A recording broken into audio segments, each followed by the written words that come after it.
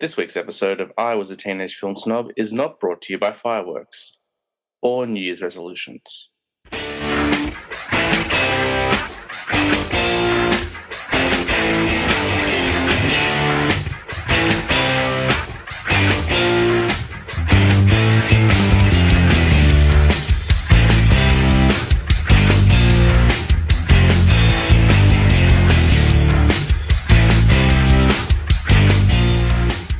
Welcome to I Was a Teenage Film Snob. I'm James Chalmers, your friendly neighborhood film snob, and it is a brand new year. Happy 2023, everyone. We're back after a brief hiatus over Christmas because it's not really fair to ask people to jump on a show when they're doing Christmas shopping and having parties and all sorts of stuff.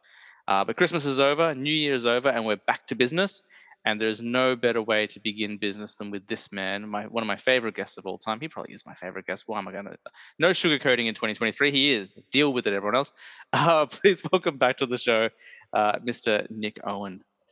James, thanks as always for having me back on the podcast, and Happy New Year. Happy New Year, sir. It's lovely to have you back. We'll get started at 7:00. We've literally just been catching up for half an hour. Yeah, that's right. Yeah, but 2023, doesn't that sound futuristic?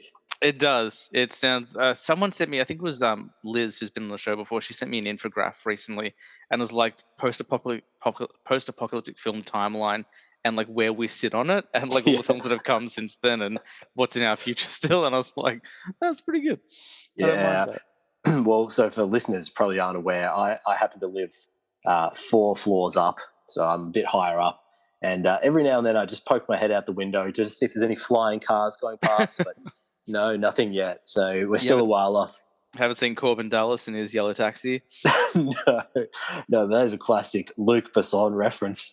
I know. I imagine people thought I would have gone like Blade Runner or something, but we can get Fifth Element.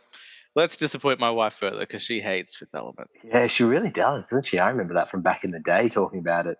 I was telling a story. Exciting news is I'm going to be on a podcast this week, and not one of my own ones. And we were talking about Alien, and I told the famous story about how we all went and saw Alien Covenant together, and Tina gave it like a 9 out of 10. I was like, oh, what would you rate the original Alien? And she was like 6 out of 10. I was like, oh no, who are you? Yeah, but that's the beauty of film, though, isn't it? That's it. And that was back before, that was back when I was still a film snob, Like now I'm very open-minded and I like everything, or at least I give everything a chance. Yeah. Although I've seen a couple of trailers recently. I'm like, oh, I won't give that a chance. Yeah. But I think that's also like generational and if you're not someone who is like what I would term loosely like a student of film and you're not aware, and like even obviously like you and I, James, and people of our generation, like we weren't around to see Alien come out, but you probably you know enough about film to be able to see it through the lens of what it would have been like when it came out. But if you're, and I don't say this at all to sound like these youngsters, but like if you're just not that into films and someone shows you any sort of film from the 70s or 80s, you're just like, this is slow, it's paced slowly. So I can 100% understand that perspective of a newer version of like Alien Covenant being a bit more like easy to watch. Yeah, absolutely. And you're correct. Like, but it's funny. I've got a friend who's really into film, and she refuses to watch anything before the 90s. I'm like, what are you talking about? Like, you're missing out on so much like great cinema. But all right, fair enough. I have the same feeling about people who won't watch things with subtitles if they're in black and white. But that's okay. I can't force greatness upon people. No, well, that's true. Everyone's on their journey. But I think it would be an interesting experiment. I don't know if you said this on air, but I know we talked at one point about you were sort of throwing around the idea of having a classics, top 5 classics, or pre-1980 maybe was the concept. Yeah, we'll get there. I've got a lot planned for 2023. Whether we get to all of it, there's only so many weeks in the year, but we'll focus on 2022 for a little bit this year, and then we're going to go into the 90s because that seemed like the next logical step after the 80s. But I would like to do classics, and I think pre-80s is the best because I know a lot of people who I'm friends with may not have seen stuff from the 60s or that sort of thing. So if I say pre-80s, at least they've got the 70s to, they can they can use Star Wars, they can use Alien, they can use, a couple of movies in there as well. Jaws, oh my God, The Exorcist. Okay, well, I've got my list already. Yeah, I was going to say, so for me, like I'd probably, if we did pre-1980s as classics, I think all of mine would be from the 70s. Like I can't really think. I'd say maybe there might be a Bond film from the 60s that I would throw in, but apart from that, I'd struggle to go back that far. I got a couple. I mean, there's still a few on my list I haven't watched yet, but I'd definitely go with probably like Psycho. Like I really like Psycho. I really like Rear Window. I quite like North by Northwest. Those are all Hitchcock films, obviously. I really like 12 Angry Men. 12 Angry Men is a brilliant movie from the 50s, I want to say. So there's plenty of this. I mean, but you look, if you chose everything from the 70s, like I couldn't fault you. Like it's a great decade. And like it's a really grimy decade. Like that's when Scorsese began. That's when you have, kind of not the rise of Clint Eastwood, but it's Clint Eastwood moving into to be more of an adult actor, like going away from the westerns, which were pretty violent for their time, but like then become like Dirty Harry and stuff like that. It's a grimy decade. Yeah, very grimy. Lots of crimey. How have you been, my friend? How's the new year treated you so far? Very well, thank you. As we were just saying, the Christmas and New Year period is always really busy. I think I've done my bit to eat my body weight in Christmas food and desserts. So paying for that now and trying to undo the sins of late December. But no, just generally enjoying my holiday and nice to have a bit of downtime and getting through. I'd love to say I've been getting through some movies because this is a movie podcast, but I've been trying to catch up on some shows that I let slip the last little bit. So I'm currently just working my way through Andor, the new Star Wars show, which is much better than I thought it was going to be, actually. Everyone says that. I haven't watched a Star Wars show since season 2 of The Mandalorian. I'm really far behind. Yeah, so that's about it for me. Nice one. Well, we'll get to our topic soon. For those who are a little bit unsure, although I'm sure the title of the episode will give it away, we are going to talk about our favorite films of 2022. But I feel like we've got some loose ends to wrap up. I know that you watched a couple of movies that I recommended the last time we spoke. I don't know if any of them are on your list. If they're on, well, actually, Eden Lake couldn't be because it came out like 15 years ago. And I don't know if it would be on your list anyway because it's pretty gnarly. It was. And, I was just saying to you in our little chat before you hit record that it speaks to, how great you are as an advocate of these types of movies because Eden Lake and the other film that I watched, Men, are not ones I would have checked out. But obviously after hearing you talk about it and your enthusiasm for them, I thought, oh, well, I definitely will. So I put aside a couple of nights not too long after we last recorded. And I think the first one I watched was Eden Lake. I thought Men seems like more of a rough one, yeah. Yeah, Men seems more like a cool down after that. Eden Lake I enjoyed it. Are we spoiling this film? Which is now probably... Yeah, it's been out for over a decade. I think you can spoil that film. I thought one of Fassbender's first, so he's been doing a few things. It was really great in how uncomfortable and brutal it was for most of the film. But I just didn't need the misery cherry on top of spoiler. Again, going to spoil this film is Fassbender and I'm sorry, what's the Kelly Riley? Kelly Riley, yeah. So they're just a young couple. They go camping at Eden Lake, and there's a group of young teenagers there who are sort of terrorizing them. It escalates, and then they end up killing Fassbender, and she sort of escapes, running one of them over, and her car crashes while escaping at the end, and she runs into a house for help. Turns out to be the parents of these teenagers, and they kill her. It is. Yeah. That was. I think that's for me. I was just like, oh, Jesus. See, it's funny because I agree with you, but I was also like, you know what? It's such a ballsy ending because horror films tend to try even the nastiest horror films generally try to have a happy ending. So I applauded it for being like, hey, like you stuck to your guns. you really gave, audience something they weren't expecting, or at least I wasn't expecting it. Like maybe people were like, oh, this is very predictable, but I don't know, like there's some pretty messed up stuff in that film that I wasn't predicting either, and that ending really shocked me, and that's why I don't like the film because of the ending. I just think that it makes so many interesting and brave decisions, for such a kind of low budget horror film. Yeah, Yeah. I agree. And it was kind of like refreshingly low budget. You could see that this group of like dedicated like cast and crew had just gone out to location and probably like, I don't know, I wouldn't know what the budget was, but it was shot mostly in the wilderness, so you're not having to put up sets or anything like that. Mm. But yeah, really fantastic and very unnerving.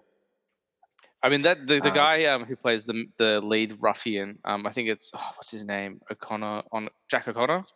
Jack O'Connor. Yeah, he was in Skins, so he's always been known for playing a bit of a rough kid, as it is. I mean, he's kind of changed that now. He's been in some really artsy films and been, I think he's played a nice guy from time to time, but he was kind of a rough kid in Skins as well. So when he showed up, I was like, well, he's going to be not pleasant, I'm sure, and I was right. Yeah.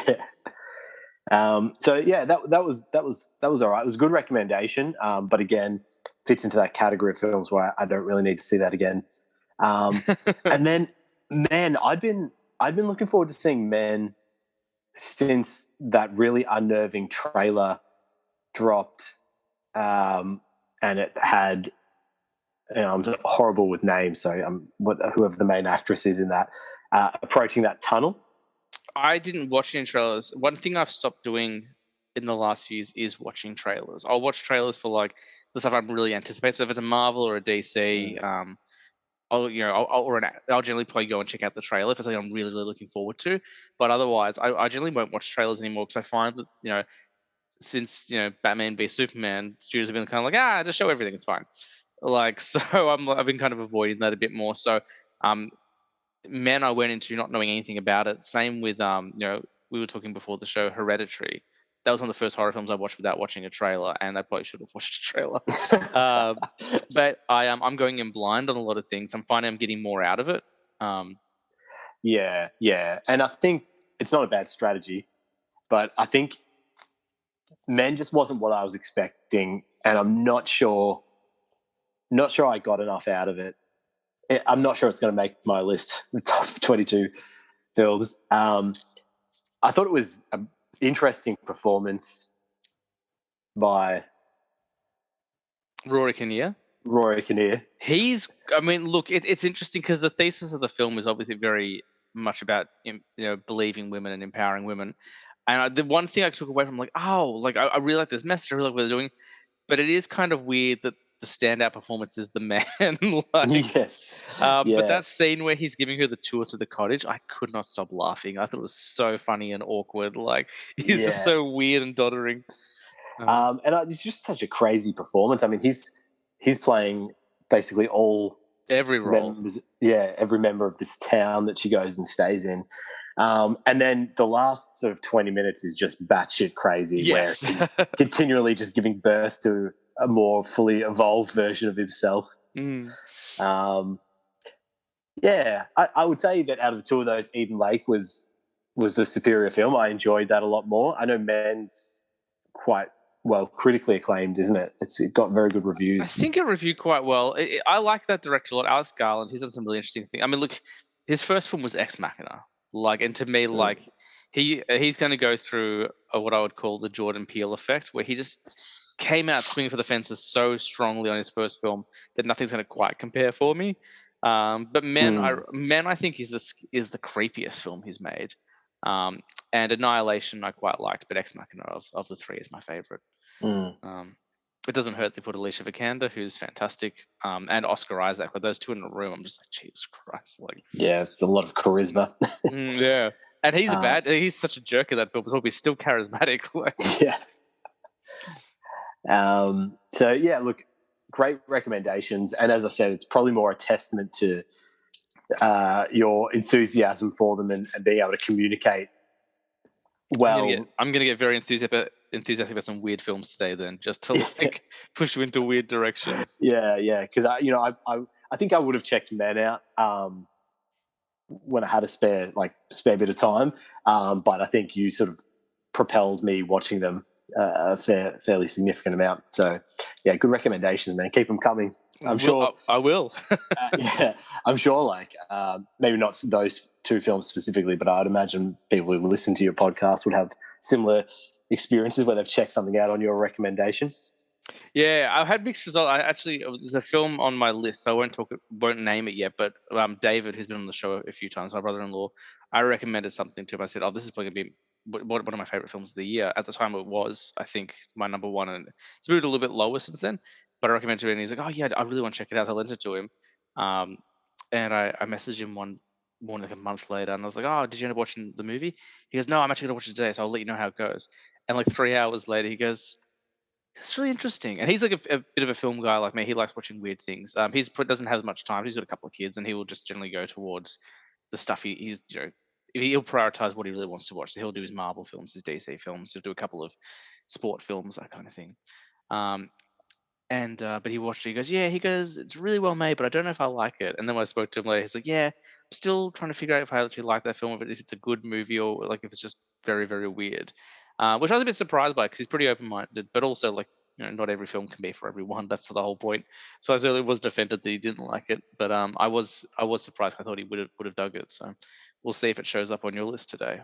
Mm. Yeah, I can't wait to get into them, man. I'm so excited to see if we've got any crossover or if We will. I think there's two films definitely on both our lists. Well, I might shock you with. I don't even know if we're there yet in our episode, so I won't want to get too far ahead of ourselves. But might be some surprises in there. Well, there is one thing I wanted to talk to you about, and this is kind of I wanted to talk to you about it. We were originally going to try and catch up before the end of the year, and that obviously didn't happen. So what I want to talk to you about is not so fresh anymore. But I'm really interested to hear your perspective. Towards the end of the last year, I don't know if you noticed this, but Quentin Tarantino made a couple of interesting comments about the film industry. Did you hear about this? I'm afraid I didn't. You'll have to give me a bit more context. Well, he made a comment about Marvel films I don't really care about. But what he said was, I think he listed the 1950s and the 1980s, along with the current decade as the worst decades for cinema. He was pretty much poo-pooing the entire 2020s, saying there's been nothing good. I think he was specifically saying blockbusters, but the general consensus was this decade there's been nothing worth watching. He was kind of very critical of 2020. Now, I was very astute to notice he hasn't released a film in the 2020s yet, so maybe he's just been like, well, we'll get there.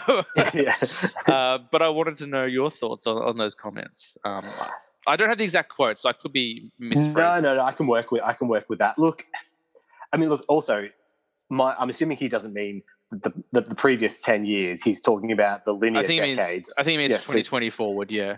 Yeah, okay. I mean, first of all, that's like how you're supposed to, we're 2 years into the decade. So really, like, who can tell me that in the previous decade that it's great because of 2010, 11, 12, you know what I mean?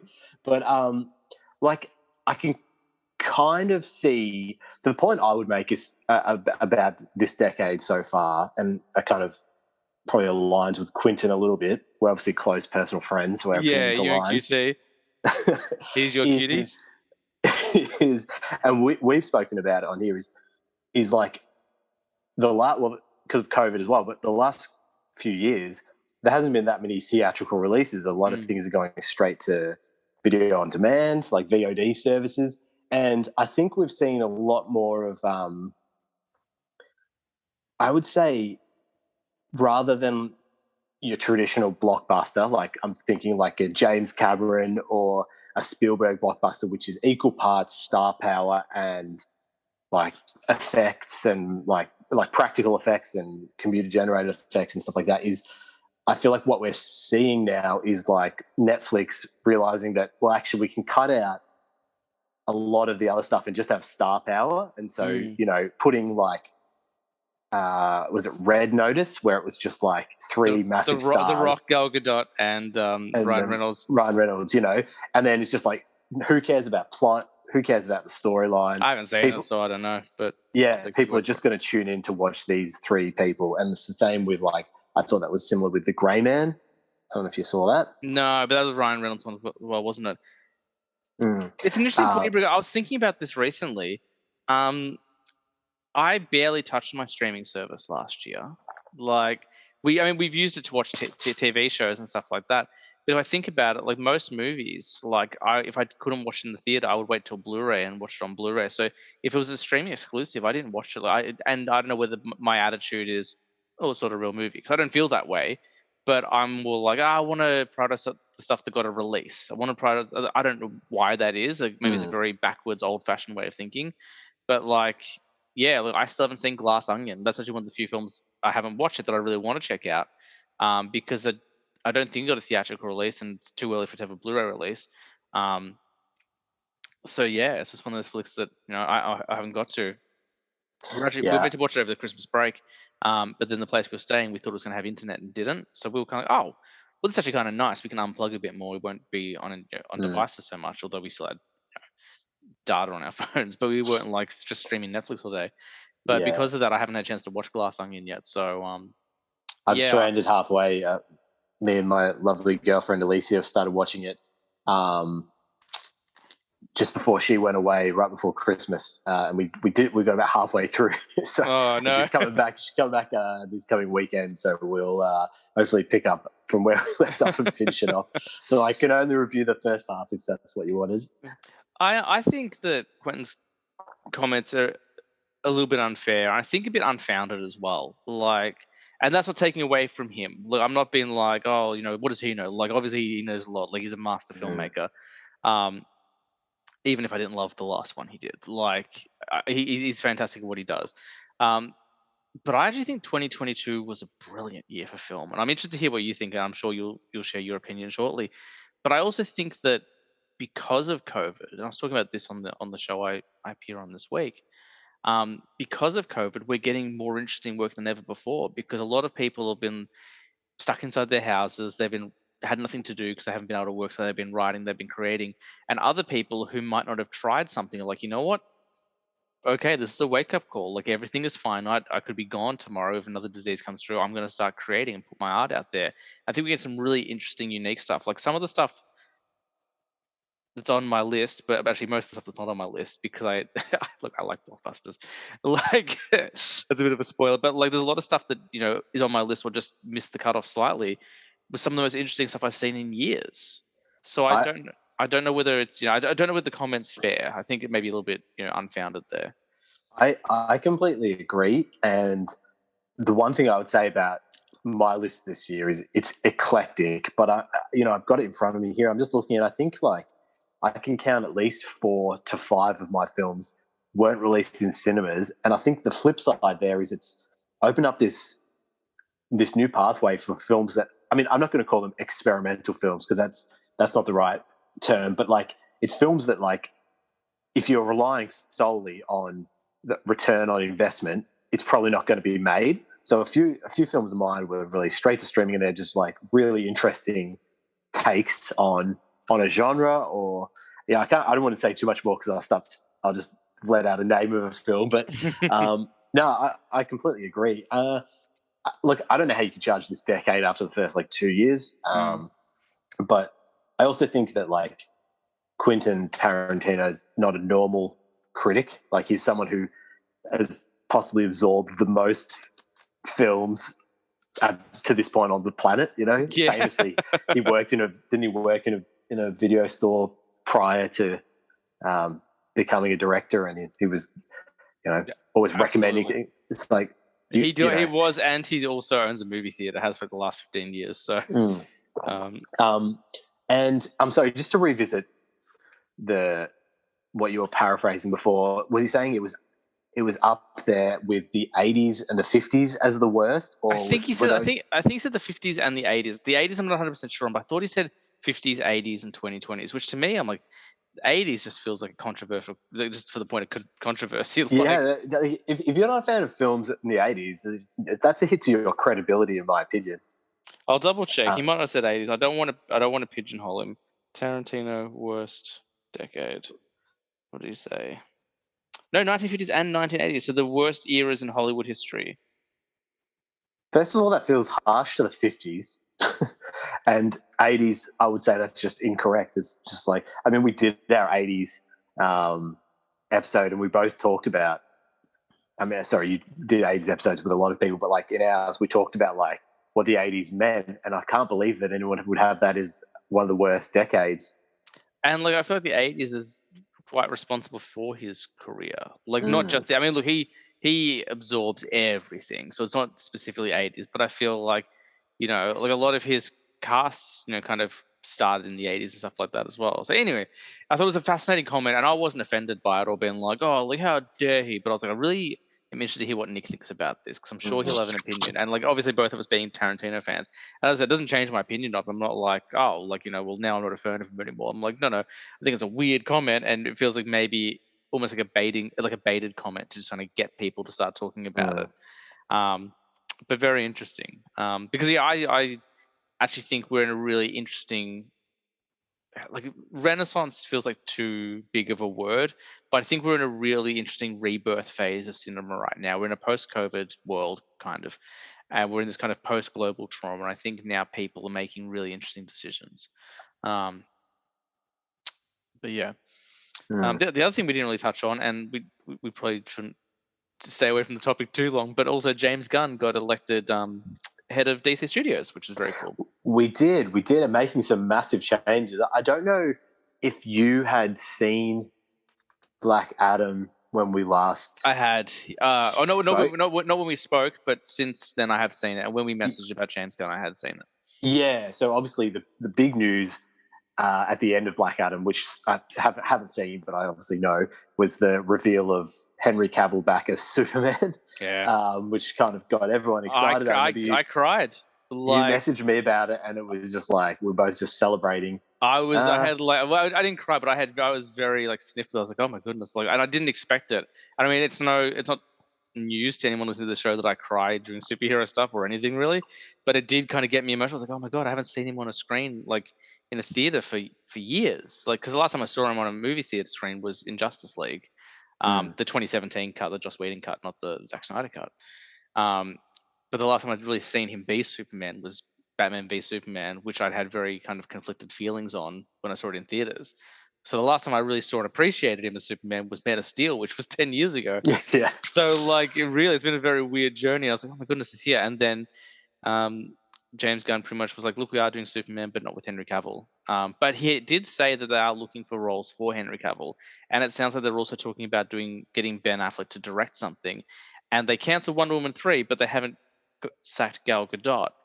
So it's really interesting to see. Like, it sounds like they want to keep the cast for different roles. Like, apparently there's rumors Jason Momoa might not be Aquaman anymore, but he might be Lobo, which I understand why, but also like I think he's a good Aquaman. But anyway, that's fine. mm, Um, mm. Yeah. I mean, I'm a bit more of a absolutist maybe than that. Is like to me, I think I've been a massive fan of like, and I've said it on this podcast a few times, but like I was a massive fan of the Snyderverse. mm, Obviously, I was really into that, and then what they've done in the last kind of like 7 years since uh, Justice League is kind of like keeping bits, getting rid of other bits. It's lost its cohesion. yeah. So to me, like it's disappointing. That's a disappointing end to Henry Cavill as Superman, but um, clear the house. If you've bought James Gunn in, and he's going to be like the creative director or like if he's going to be the Kevin Feige of the DC universe, so just controlling the direction of it, like clear everything out, start from scratch, and do it well. Well, You know, the only thing is, he directed the Suicide Squad, and that had Harley Quinn, played by Margot Robbie, who was in Suicide Squad, who starred Ben Affleck Batman. So there is some. So I think they've got to do a bit of a soft reboot. I absolutely think he's the right choice. I love James Gunn. I've never seen a film he's made that I haven't liked. I think he's a very, very consistent director. Um, so I trust his vision, and I'm getting really sick of seeing all these hashtag Fire James Gunn things online. I'm like, guys, you got to let it go. Like, I love the Snyderverse as well. It's not without its flaws, um, because, and that's not even Zack Snyder's fault. Like, he created some great films, and then other directors stepped in and were given different directives. Like this, like every film that's not directed by Zack Snyder doesn't feel like it's part of his universe. And that's got nothing to do with him. So, and not even to do with the other directors. It's got to do with Warner Brothers. But like this universe has been dying for 5 years. Like it's been dying since 2017. Like, do you know what I mean? Like when I saw that 2017 Justice League film, I remember liking it at the time. I was like, oh, that was fun. You know, it wasn't what I was expecting, but it was fun. But then every film afterwards, like Aquaman, I liked, but it didn't feel that connected. Shazam, I liked, but didn't feel connected. Birds of Prey, I didn't really know what to make of. Like I think it's an okay film, but it doesn't really feel like it's tied in with anything in the universe. And then we had Wonder Woman 84, which felt even more disconnected. And then we had Suicide Squad by James Gunn. So the film has been struggling.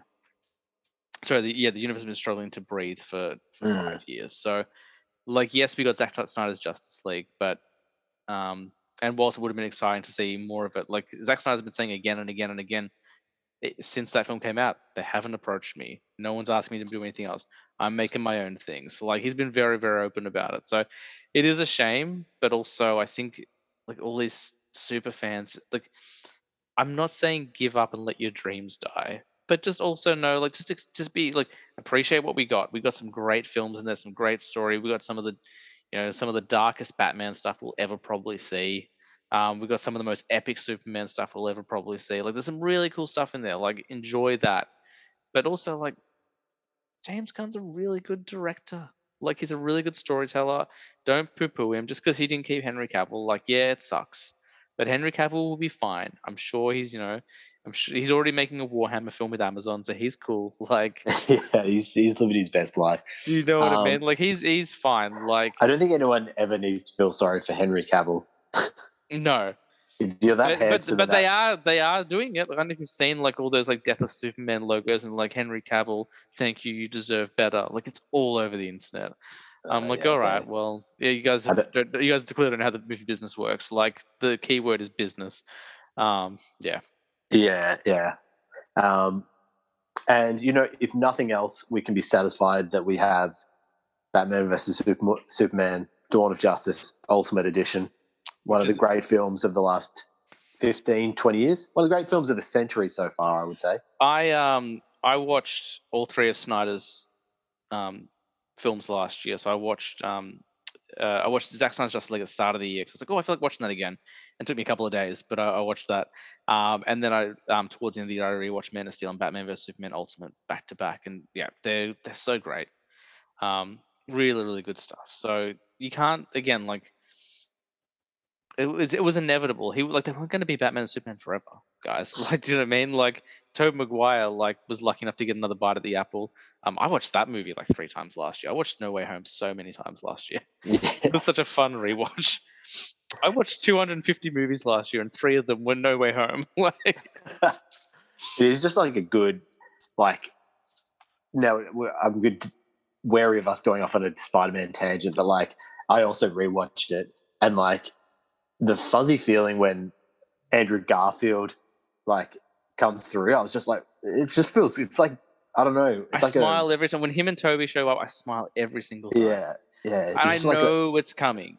I even kind of knew it was coming in when I saw it in the theaters because it was the worst kept secret in the world. But I smile every single time. And when Andrew Garfield saves MJ, every single time still crying. I'm like, oh my god, this is so great. It's a good callback, that one. It's so good. So 2022, I thought was brilliant. I watched a lot. I think I watched 40 movies last year that were released in 2022, maybe slightly more. So not a great average, but not bad. Like that's less than one new movie a week, but I watched quite a few. I still haven't watched Barbarian, which is now on streaming, so I'll get to that. I haven't watched Strange World.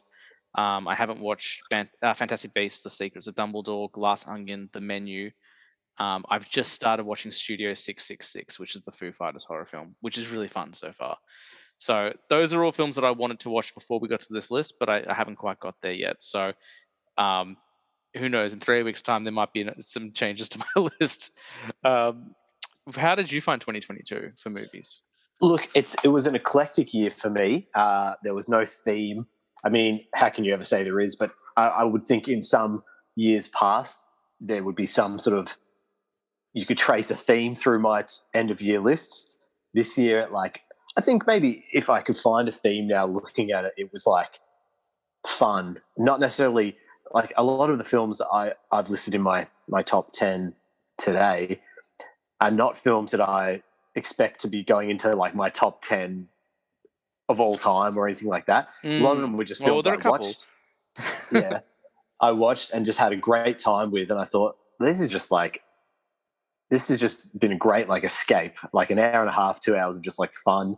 Some of them I'm sure will surprise you. Some of the directors will surprise you. It's okay. But was it one of the great movies? I can't say that it was. I'm trying to think of what I had as my top three, and I think two of them would probably be in like a top three of like any year. But I don't think after that, I think it did drop away for me. I didn't have a defined like like top five that I think really will stand the test of time this year. I don't know. You've obviously just sort of said that you thought 2022 was a great year. Like, how would you compare it? I guess over your top 5, 10 list from the last few years. I will say this. This was the hard. First of all, it was hard to cull my list down to 10. I loved so many movies I watched last year. There were clearly some films that weren't never going to make the cut.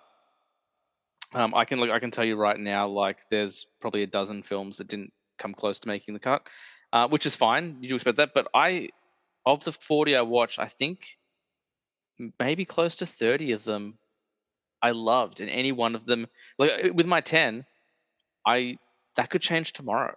Look, I was up till midnight last night. I was watching some stuff, and then I was like, "Oh, I should get my list sorted before you guys have plenty of time to get my list organized." I did my top 10 list, and I was moved things out and I moved things back, and I kind of was like, "Oh," and I'm still not 100% happy with my top 10, but I'm sticking with it. But then the order is very arbitrary. Like there's so many in there. I was just like, I just need to put something somewhere.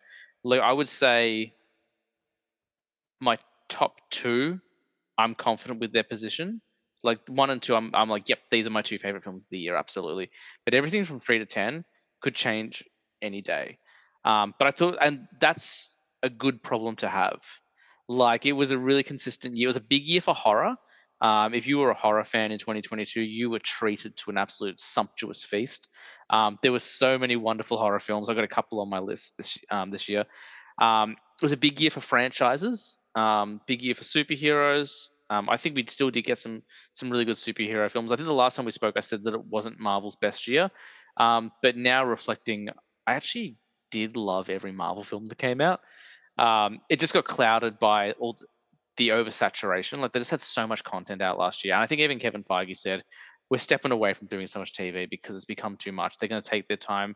They're not going to overload the slate because they realized it was too much content.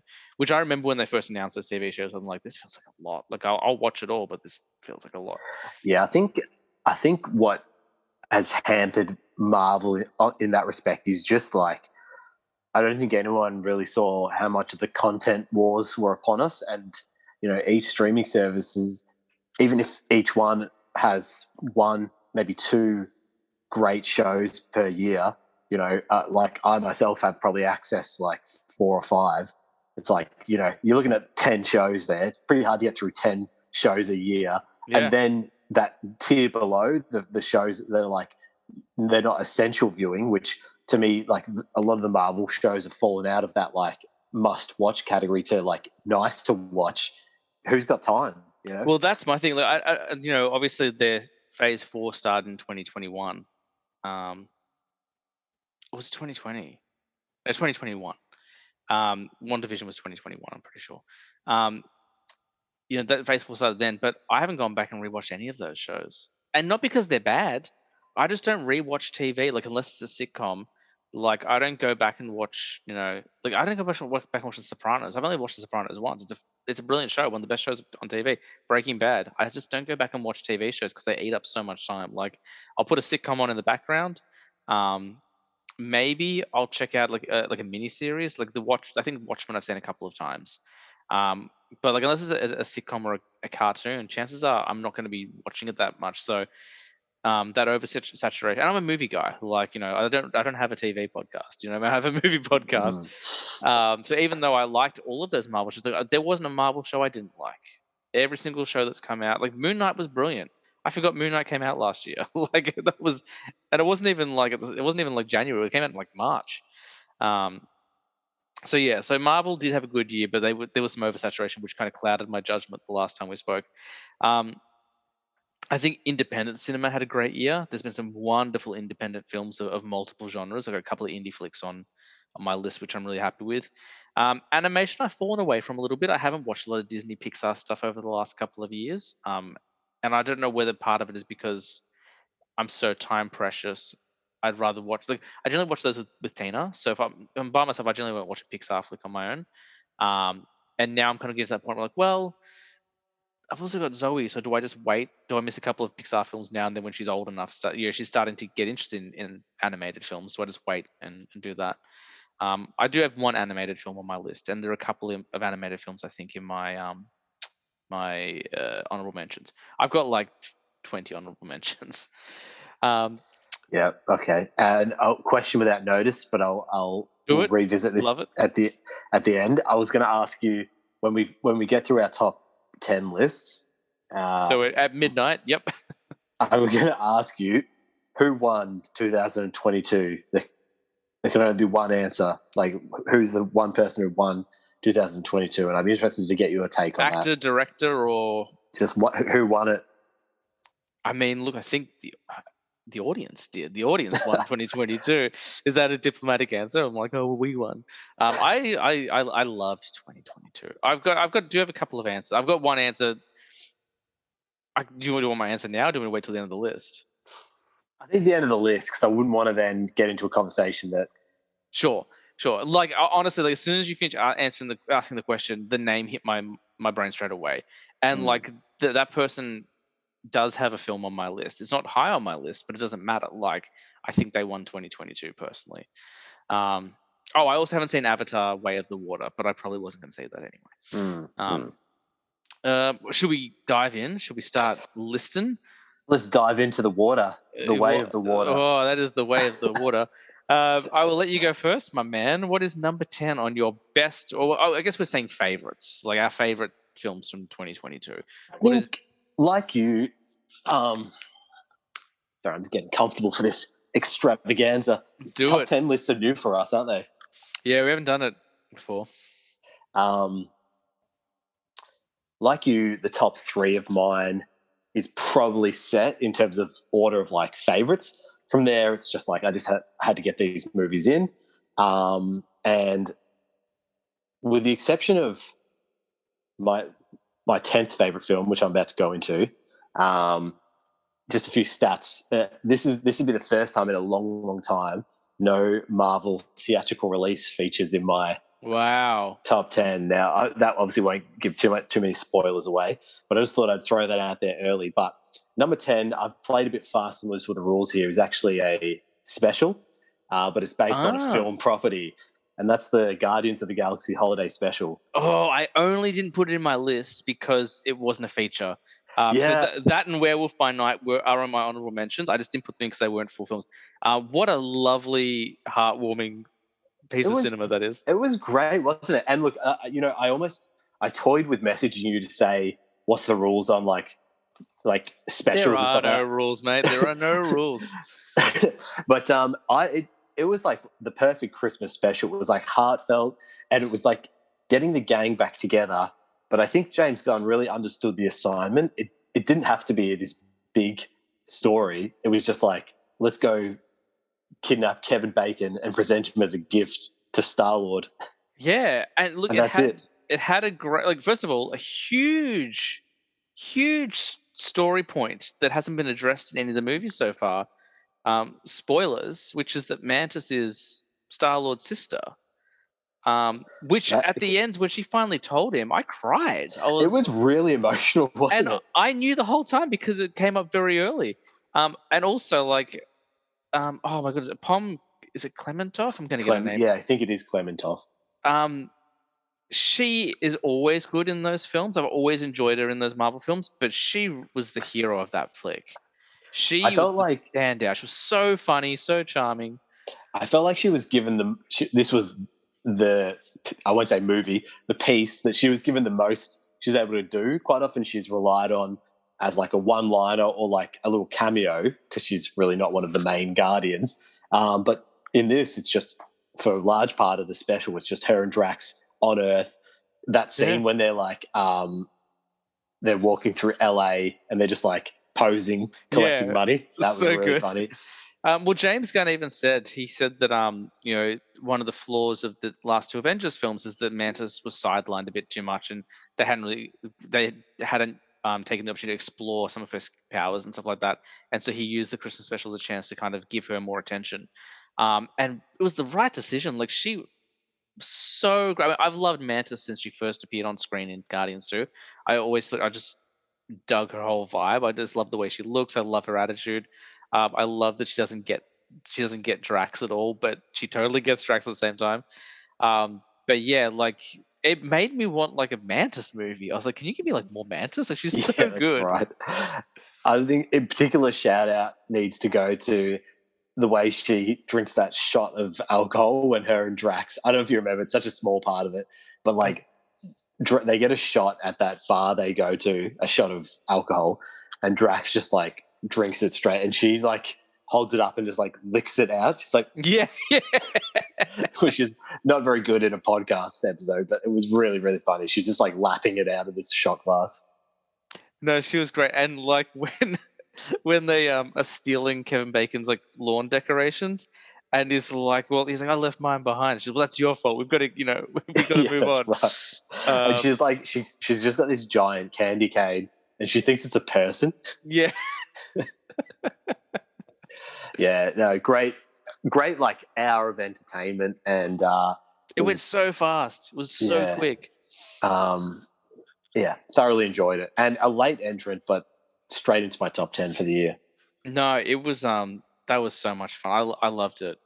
And I was worried. I don't know why. I was like, it could be cheesy. Like these specials, these TV shows, they're good, but like I don't really go back. But like that one, I could totally watch anytime. And like it'd be one of the like if I had to go and do a Marvel rewatch, the next time I do, I generally do it once every couple of years. I would throw that in there. So I'm like, well, that's a good little piece of the Guardian story. So I'd want to watch that. Whereas the shows, I probably wouldn't go through. Mm. Um, no, that's a great first one for your list. Nice one. All right, Mine, mate. Number 10. number 10. So my only animated film is in number 10. I actually watched it on New Year's Eve, so it literally was the end of the year. And this was a film that was really divisive, and a lot of people didn't like, and I never understood the hate for it in the lead up to its release. But it was Lightyear, the Buzz Lightyear film. I know people like were unhappy that Tim Allen didn't. I was going to say Tom Allen, who's a very different comedian. That Tim Allen didn't reprise his role, but the whole point of this film was it was meant to be the movie that Andy saw. They even put it up front in the before the movie starts. In 1995, Andy saw, received a toy based on his favorite movie. This is that movie. Like that's what it is. Mm-hmm. And it's like an origin of Buzz Lightyear, how he kind of becomes the Space Ranger hero, that sort of thing. And it's wonderful. Like, I mean, first of all, like it's Pixar, so the animation's brilliant. Like the animation is spot on. It's really, really funny. It's really clever. It's really emotional. Chris Evans is obviously doing some really great voice work there. It's action packed. It's a time travel story. I don't know. Have you seen it? I haven't. My first question I was going to ask you, though, sorry to cut in there, if you've No, go. still got on your review, was like, did it give you that like Toy Story warm, fuzzy feeling? It did, because there are moments throughout the film where he says things that Buzz Lightyear, the action figure, says, and like you're like, oh, well, he said that because there's a lines in the movie. Yeah. Like when they land on the planet, he goes, the surface is quite unstable. There's no signs of intelligent life, and the surroundings are quite unstable. Like that's literally, I'm paraphrasing, but that's what he says in there. And like, there's so many times where he'll make a comment, and you're like, oh, Buzz the action figure said that in Toy Story 20 years ago, 30 years ago. Sorry, almost 30 years ago. It's a really fun action film. It just happens to be about an animated film based on a film from 30 years ago. But I think people were really harsh on this. I couldn't like we got to the end of it and we were like, this was the exact right film to watch tonight, because we always watch a movie on New Year's Eve. The last couple of years between COVID and having a kid, we haven't been able to go to the cinema, so we have to pick carefully. And I would say of the last three films we've watched since COVID, this was easily the best one. The first one was Wonder Woman 84. The next one was Matrix Resurrections, and then we watched Lightyear, and Lightyear was definitely the best of the three. And I like those other two films as well. But yeah, it was so much fun. So it's about him. He's responsible for a whole like ship filled with a civilization crash landing on a planet, and their light year projector is broken or whatever it's called, so they can't get back into light speed. And so he's trying to fix it. And it's funny because the opening of it is very similar to another movie I'm going to talk about soon.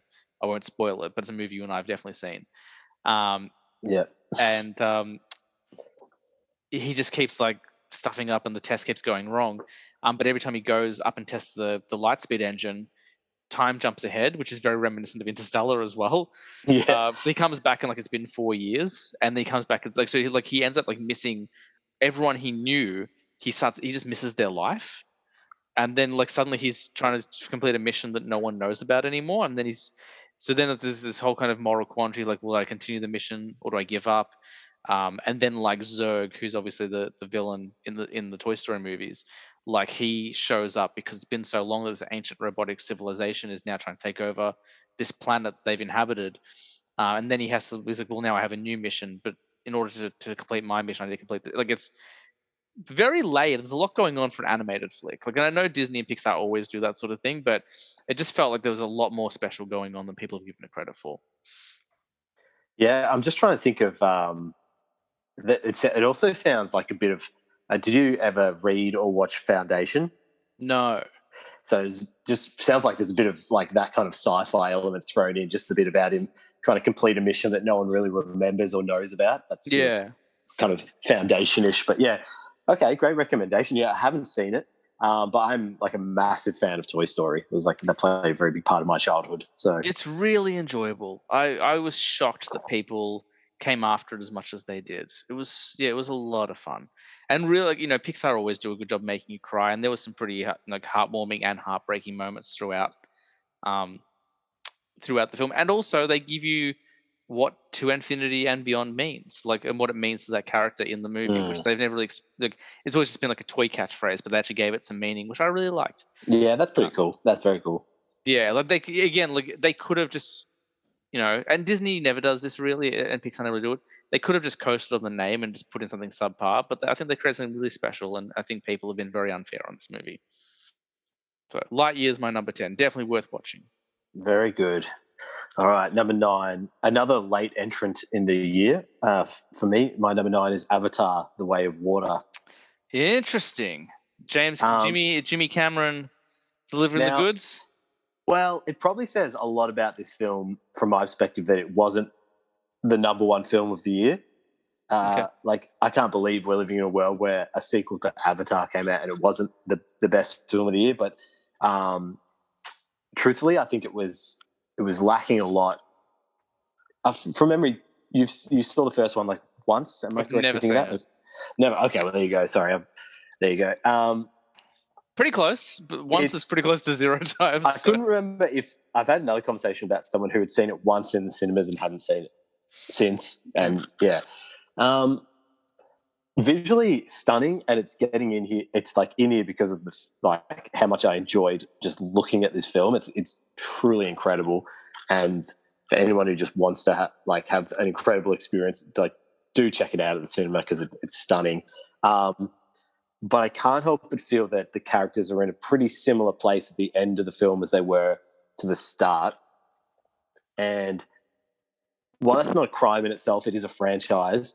I think when you have 14 years to work on a sequel, then I think you can probably like basically they play back the same villain. They do that old, like, even though Quaritch from the first film dies at the end of the film. Spoilers. No, that's fine. In this film, in The Way of Water, it's the old right before he died, we saved his memory and personality on some future tech thing, Okay. and then they upload it to an avatar. So I just thought the story could have been stronger. I understand what James Cameron's going for, but I think you could trim down the middle 90 minutes of the film to about half an hour. Yep. Just get that plot moving along a little bit more.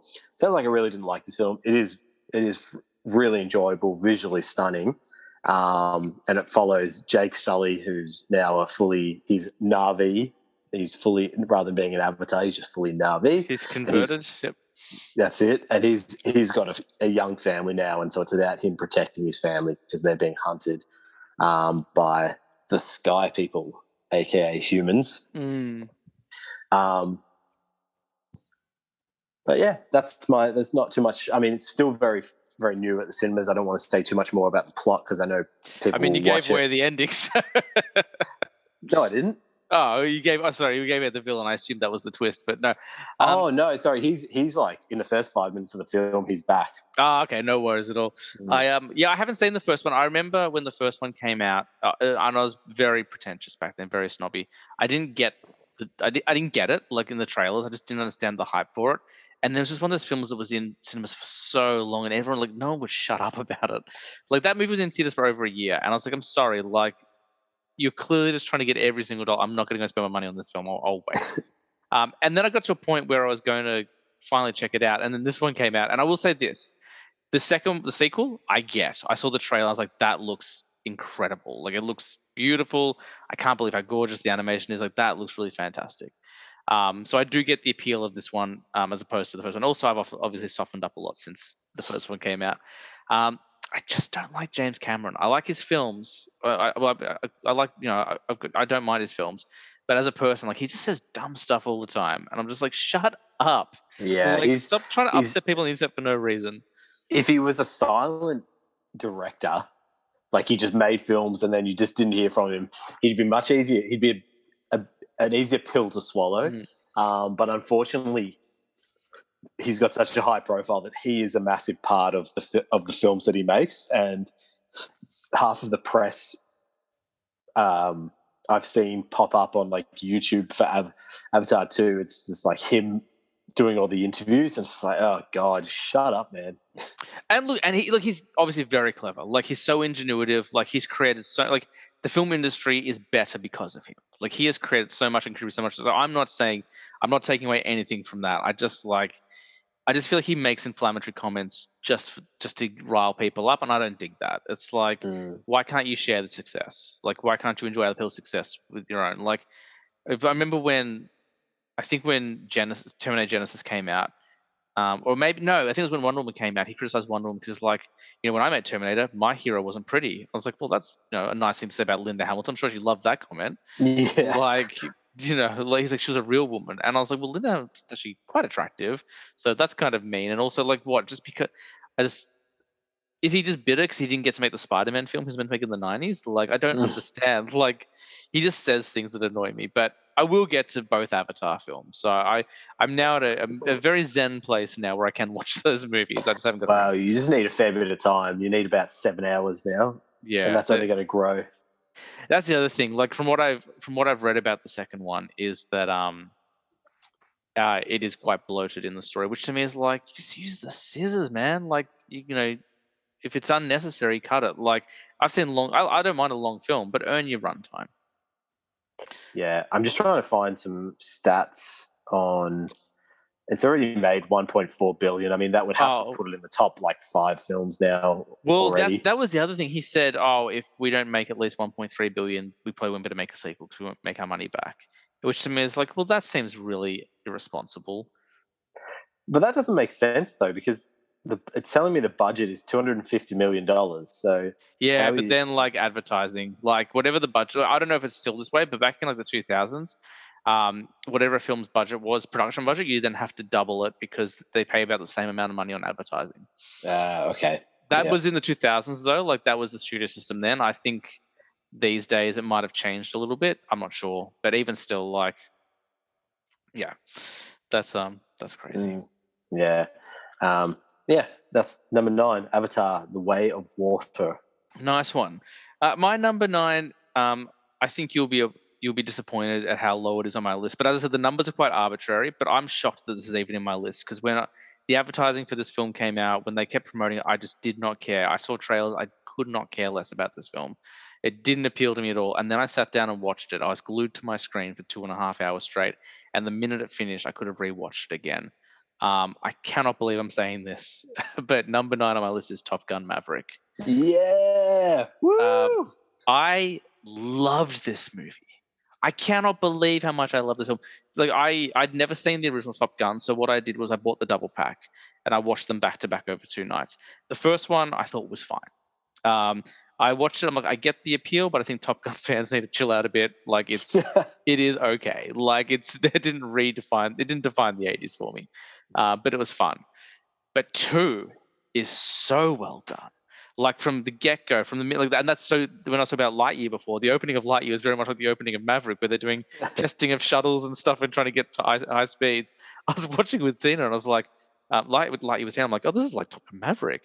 Um, Tom Cruise may be the most likable he's been in any film in this film. He's so good in it. Jennifer Connelly is great. Miles Teller is maybe the best I've liked Miles Teller.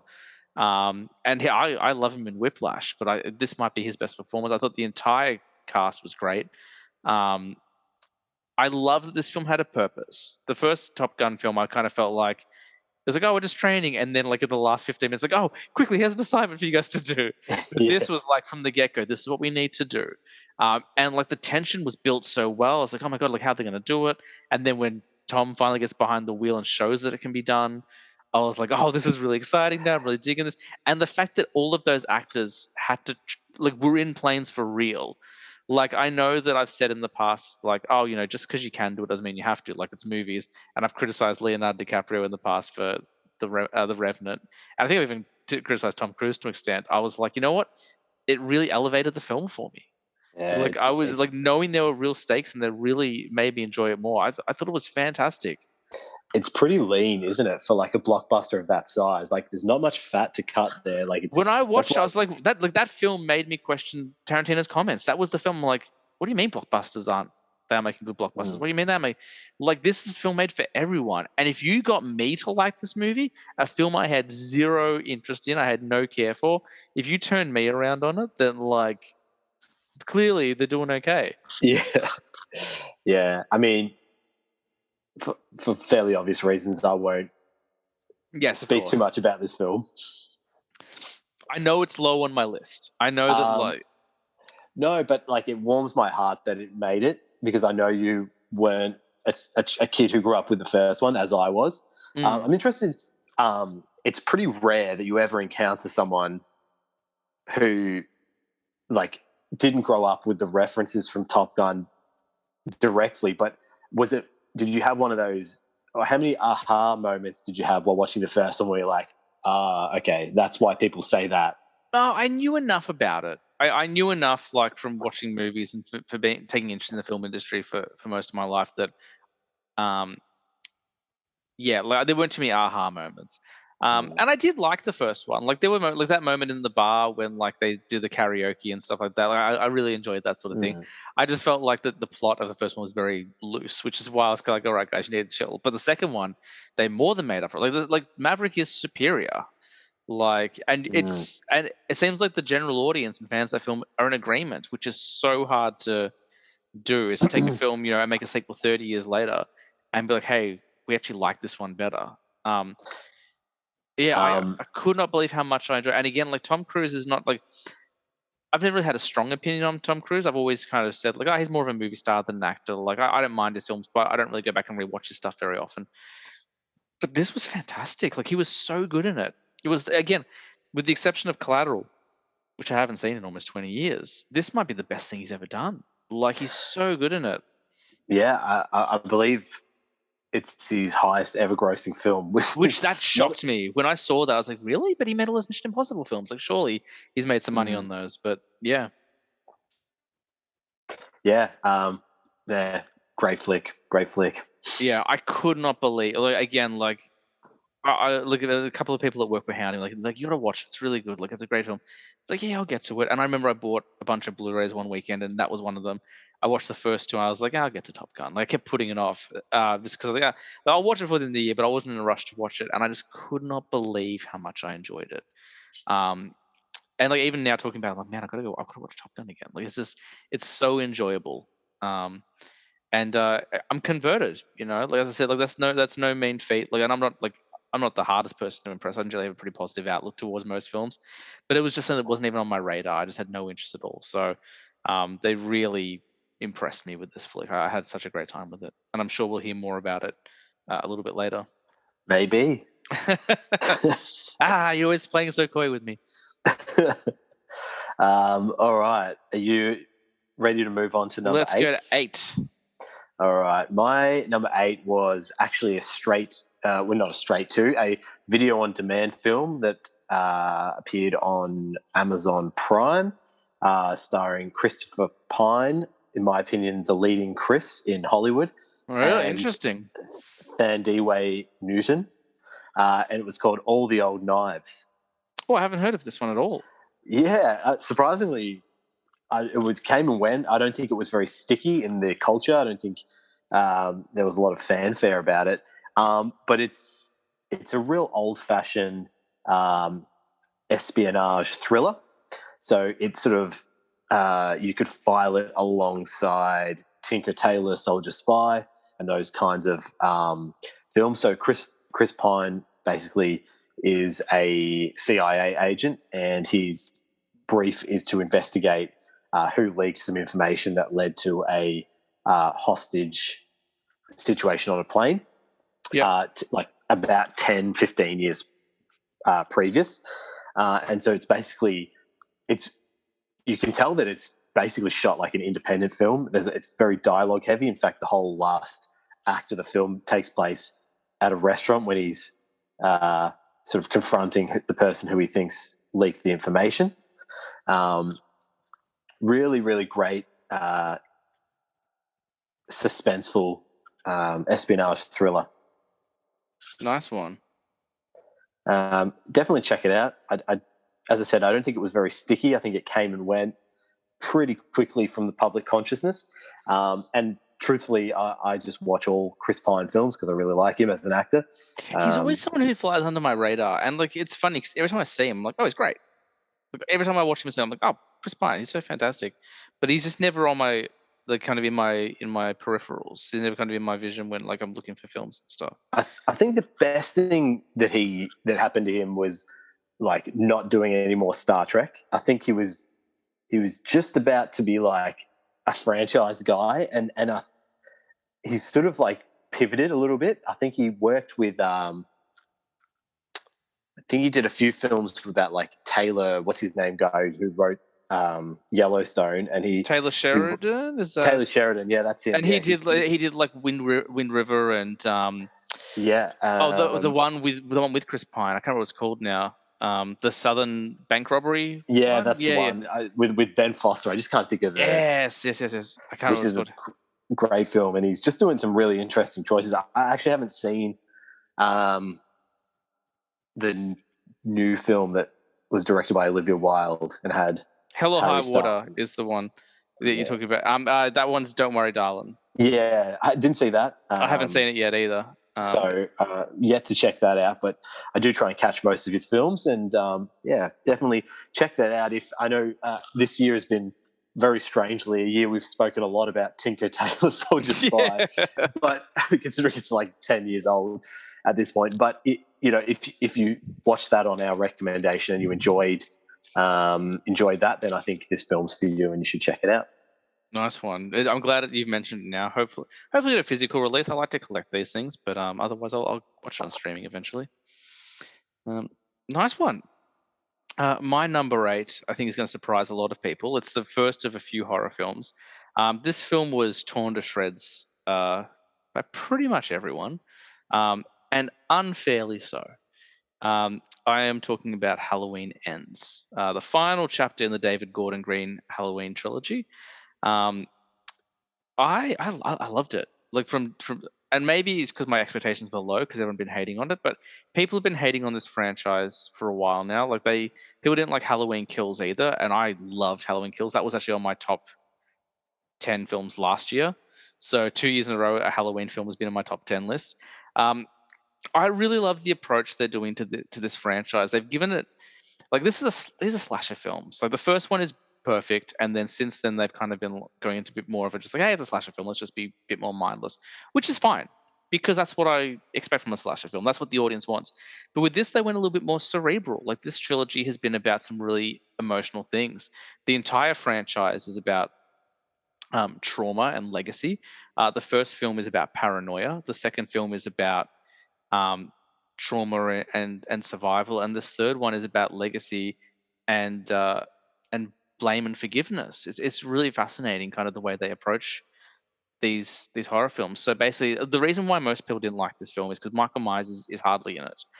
Instead, there's a new villain. There's this boy named Corey, and he's a babysitter. And in the opening, the pre-credits, so the opening scene before the credits, he's babysitting someone. There's an accident, and a child is killed, like by accident. Like he basically like the kid locks it. I'm going to spoil it because the film's been out for months. And you're not going to watch it until I've spoken to you about it, and then you may watch it. But basically, he's playing hide and seek with this kid. The kid locks him in the closet. He gets like a bit of a panic attack. He kicks the door, and the kid's hiding behind the door, and the kid flies off a balcony and falls down like four flights of stairs, basically to his death. Just his parents walk home as well. Pretty confronting opening scene, especially as a parent. I was like, Jesus Christ! It's like, thank God I'm not rich in a 4-story house. And then basically what goes on from there is he just gets like everyone just holds him responsible. They think he did it on purpose. They think that like he's a child killer. He's the next Michael Myers. Whereas there are other characters. So the Andy, I think her name's Matachak. But basically, she plays Jamie Lee Curtis's granddaughter. She killed someone in the last film, or she kind of has done some things, and she's been forgiven. So like it's this kind of parallel story about their two paths, about how she has been kind of let off the hook because she's the granddaughter of Laurie Strode, whereas this kid who it clearly was an accident, nothing was deliberate. He's been blamed, and kind of like the way blame can shape someone's journey. He starts to go down a dark path, and kind of becomes basically a protege of Michael Myers. Like they actually have like bonding scenes and stuff, and they go on kills together. It's very interesting. But yeah, it's just fascinating that they took this very, again, like cerebral kind of emotional path. And I think that's why people didn't like it. They were like, well, I just want my Michael Myers to kill people and stab people. And they do plenty of it. These last two films have been the most violent Halloween films ever, but they've just given us a bit more. And also, like, since the first movie, we've known this trilogy is going to be about legacy because they've all been talking about 40 years later. How do you move on? What's going to happen next? So you can't have legacy without someone to pass the legacy on to as well. So you have to introduce a character, and maybe they could have introduced him earlier. Like I've heard that argument, and I don't think it's a bad argument, but I didn't think it interrupted the flow of the story whatsoever. I really liked Halloween Ends. I think it was unfairly maligned, and I think it was one of the, it was a great way to end the franchise. I really, really enjoyed it. Some top tier performances in there. I think everyone's really good. It was really fun, and had some really good scares and kills in it as well. So Yeah, so I must admit, I'm a couple behind on the DGG one. So I saw, was it just Halloween? Was that the first? it's called Halloween. It was the 2018 one. That was the one 40 years later. Yeah, that's right. I really enjoyed that. I thought it was like a badass way to bring back the Laurie character as well. She's just been like basically like she's been preparing for 40 years. Commando. Yeah. And then I missed the second one. And just give me a quick synopsis. So Kills is the same night.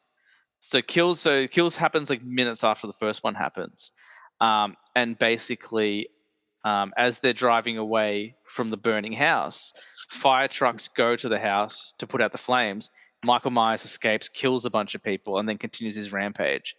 And basically, the entire town is poisoned with this idea of revenge because they're so out of sorts because they've been haunted by Michael Myers for 40 years, even though he went on one killing spree 40 years ago, because Laurie Strode's still around, because that legacy has been sitting over their town. they're so poisoned by the idea that like there's this whole riot scene, and they go around the hospital around town chanting "Evil dies tonight," which people thought was really corny. When I saw it, I cried. I was like, "Oh my god! Like, look at them trying to seize their destiny back. Like, this is a really beautiful moment. You don't get this in horror." So to get them kind of seize it back and try and take their town. But then after the third film, it changed that scene for me because I was like, oh, maybe what this trilogy is telling us. And again, this is just a theory of mine. It just doesn't mean it's right. Maybe what this series is trying to tell us is that Michael Myers isn't evil. This town is evil, and if there's not a Michael Myers, there's always going to be someone else to take over and to pollute the minds, to poison the town, and to wreak havoc on it. Like that's kind of what it felt like by the end of the trilogy. But the second one is basically the rampage continues and the town like rising up to try and take him out, and hurting a lot of people by accident in the way because they're so kind of frenzied about trying to stop him. Um, I think it's a fantastic trilogy. I actually think each film, I'd probably rank them 2, 3, 1. I think 1 is the weakest for me because 1, like when I saw 1, I liked it, but I was like, oh, I don't really get the hype. It's just more of the same thing. Like it's brutal and it's badass, but I've seen it before.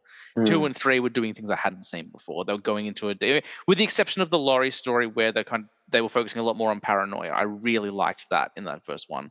But the second and third one, they took it to a whole new level and went to more emotional and I guess kind of like philosophical places that you don't get in these kind of movies. So, and the second film, and even this one, I would say they're not horror films, and maybe that's why people didn't like them. Like the second one is a drama. It's a drama about how to recover from trauma. There just has to be a lot of stabbing in it. And the third movie again is a lot more about the whole nature versus nurture, and how do we grow, and what path we take if we're shown forgiveness versus blame, and will we rise up and become better people, or we kind of become the monsters they think we are. Which yeah is pretty unusual, not just for a horror movie but for a franchise slasher. Like never. So yeah, I really think that these films were really unfairly criticized, and there's a lot going on in these, and that latest one I thought was really, really good, really strong. Very good, mate. Very good. You've done it. You've done it. I'm gonna as soon as we finish this podcast, I'm gonna be like, where can I? Whether I have to, I don't know if that's on a streaming service or whether I've got to resort to an iTunes download. It won't be on streaming just yet. I think the physical copies come out very soon, so streaming shouldn't be too far off. Yeah, very good. Very good. All right, we're moving on to 7. Seventh Okay. heaven. Very good. Well, my number 7 is a film, spoiler, that also features Jamie Lee Curtis. It's probably one of the more creative films I know where you're going with this. Ever seen, certainly in the last few years, and I do think it contains the best individual performance of the year, and that's Everything Everywhere All at Once. I'm going to keep my mouth shut because I'll be talking about this one later. Okay, I'll try not to like over talk about it, but this one literally blew my mind. There is so many ideas fighting to like take shape in this, and I think as a starting point for talking about this film, I just like Michelle Yeoh's performance is incredible. So again, I don't want to go over the plot in too much detail in case it comes up again, but essentially she's sort of Michelle Yeoh's playing this middle-aged lady who's got a family and she's running a laundromat. Her life is sort of a bit stagnant and going nowhere, and as she's in a meeting about her taxes, she gets contacted from another dimension and essentially gets pulled into a plot to try and save the universe, and parallel universes as well. And I won't go into the specifics, but in this film, she sort of can channel other versions of herself. And so she is constantly in the same scene, switching her acting from like being great at like kung fu to like being a teppanyaki chef to I can't think off the top of my head what else she does. She's like an award-winning film star. Yeah, that's right. And like in some, we might as well talk about it now. Like I'll touch on it a bit more later. But yeah, like in some realities, she's with her husband, because that's the other thing. Like while they're going through trying to get the taxes sorted, they're going through a divorce as well. Mm. But then in some realities, they never met or they never got married. And like he was like, I would try. He's like, there's a beautiful line. I think it's when she's the film star version, and he goes, "I would give anything to run a laundromat and do my taxes with you." And it's so beautiful. Yeah. Played by Kei Hee Kwan, who was Short Round in Indiana Jones. Do Like you know he's what, back after 40 years. yeah, and it's like if those are your two films, you're doing pretty well. Well, he did Goonies, and I think he's going to be in the new Indiana Jones as well. Ah, okay. Well, yeah, I actually didn't know that he was going to be in the film, and so it took me a couple of scenes. I'm like, where do I like recognize Yeah. like that kind of like face and voice? His voice is actually kind of sounds like Short Rounds would when he was an adult. Yeah. Kind of a little bit squeaky. And yeah, I was like, what is that bloody Short Round? Yeah. But yeah, just unbelievable. And like another shout out. I mean, if this doesn't win best editing at some awards, I don't know what, like, pack up. You may as well not give out that award anymore because it is. Also, like, is there any screenplay more original than this? Like, No, like, and like, you know what? As soon as I saw, sorry, this is just going to be, if you haven't seen this won't make any sense. As soon as I saw those awards sitting on Jamie Lee Curtis's desks that were like clearly shaped like a butt plug, I was like, that's going to come up again. But like, I can't fathom how they did some of these shots. It's like two characters just performing, and like the set is changing. It's just incredible. I blew my mind. These are the guys who directed Swiss Army Man a few years ago. I don't know if you saw that one with Daniel Radcliffe. I didn't. So that was a really weird movie where Daniel Radcliffe and Paul Dano were stuck on an island. Paul Dano is alive and hallucinating, and Daniel Radcliffe is dead, and he plays a talking corpse who farts across the island as a mode of transportation. And that was a wonderful movie, but very, very strange. And I remember being like, when they announced this movie came, I'm like, well, this is gonna be a weird film. Like the steps they've taken to get from that film to this film, this movie should clean up in award season. Like it really should. Like Michelle Yeoh, as you mentioned, like the best. Like not only is it one of her best performances, but like what a gift to an actor to be able to be like, hey. And she said it in interviews. She's like, I've never been able to really like. I've always been like the martial artist or the mum or the sister, but I haven't been able to really kind of do too many things. And then she gets this script. Like what a gift. And that's what I was saying before about how like COVID has given us some like this film wouldn't have been financed before COVID. Like no one would have taken their chance on this movie. It's so strange. And this is the one I was talking about where I said my brother-in-law David. This was the film I was talking about. I would recommend it. He was like, I don't know if I like it because it's just there's a lot going on.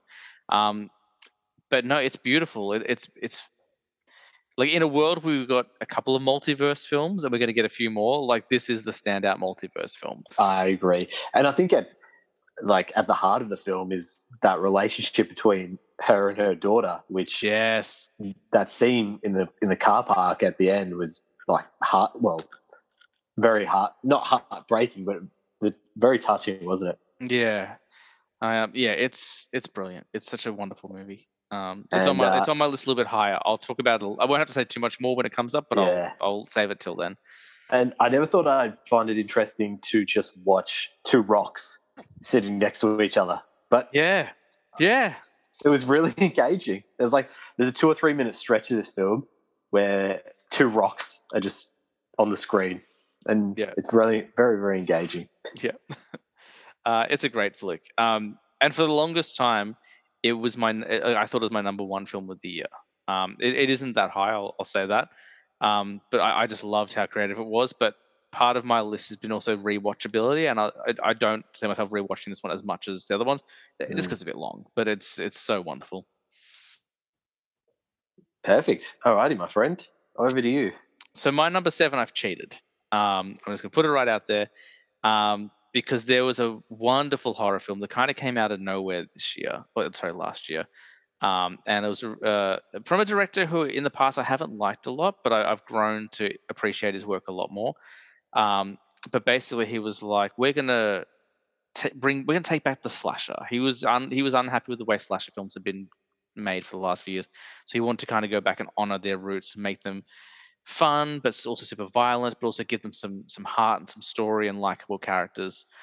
So this is a film by Ty West, and the movie is called X, and it's about a group of young actors and actresses who want to shoot a porn film at a farm, and they just happen to land on the farm that's run by like a couple of killers, like kind of maniacs, basically. The I'll reason, stop you right there. yeah, I'm already in.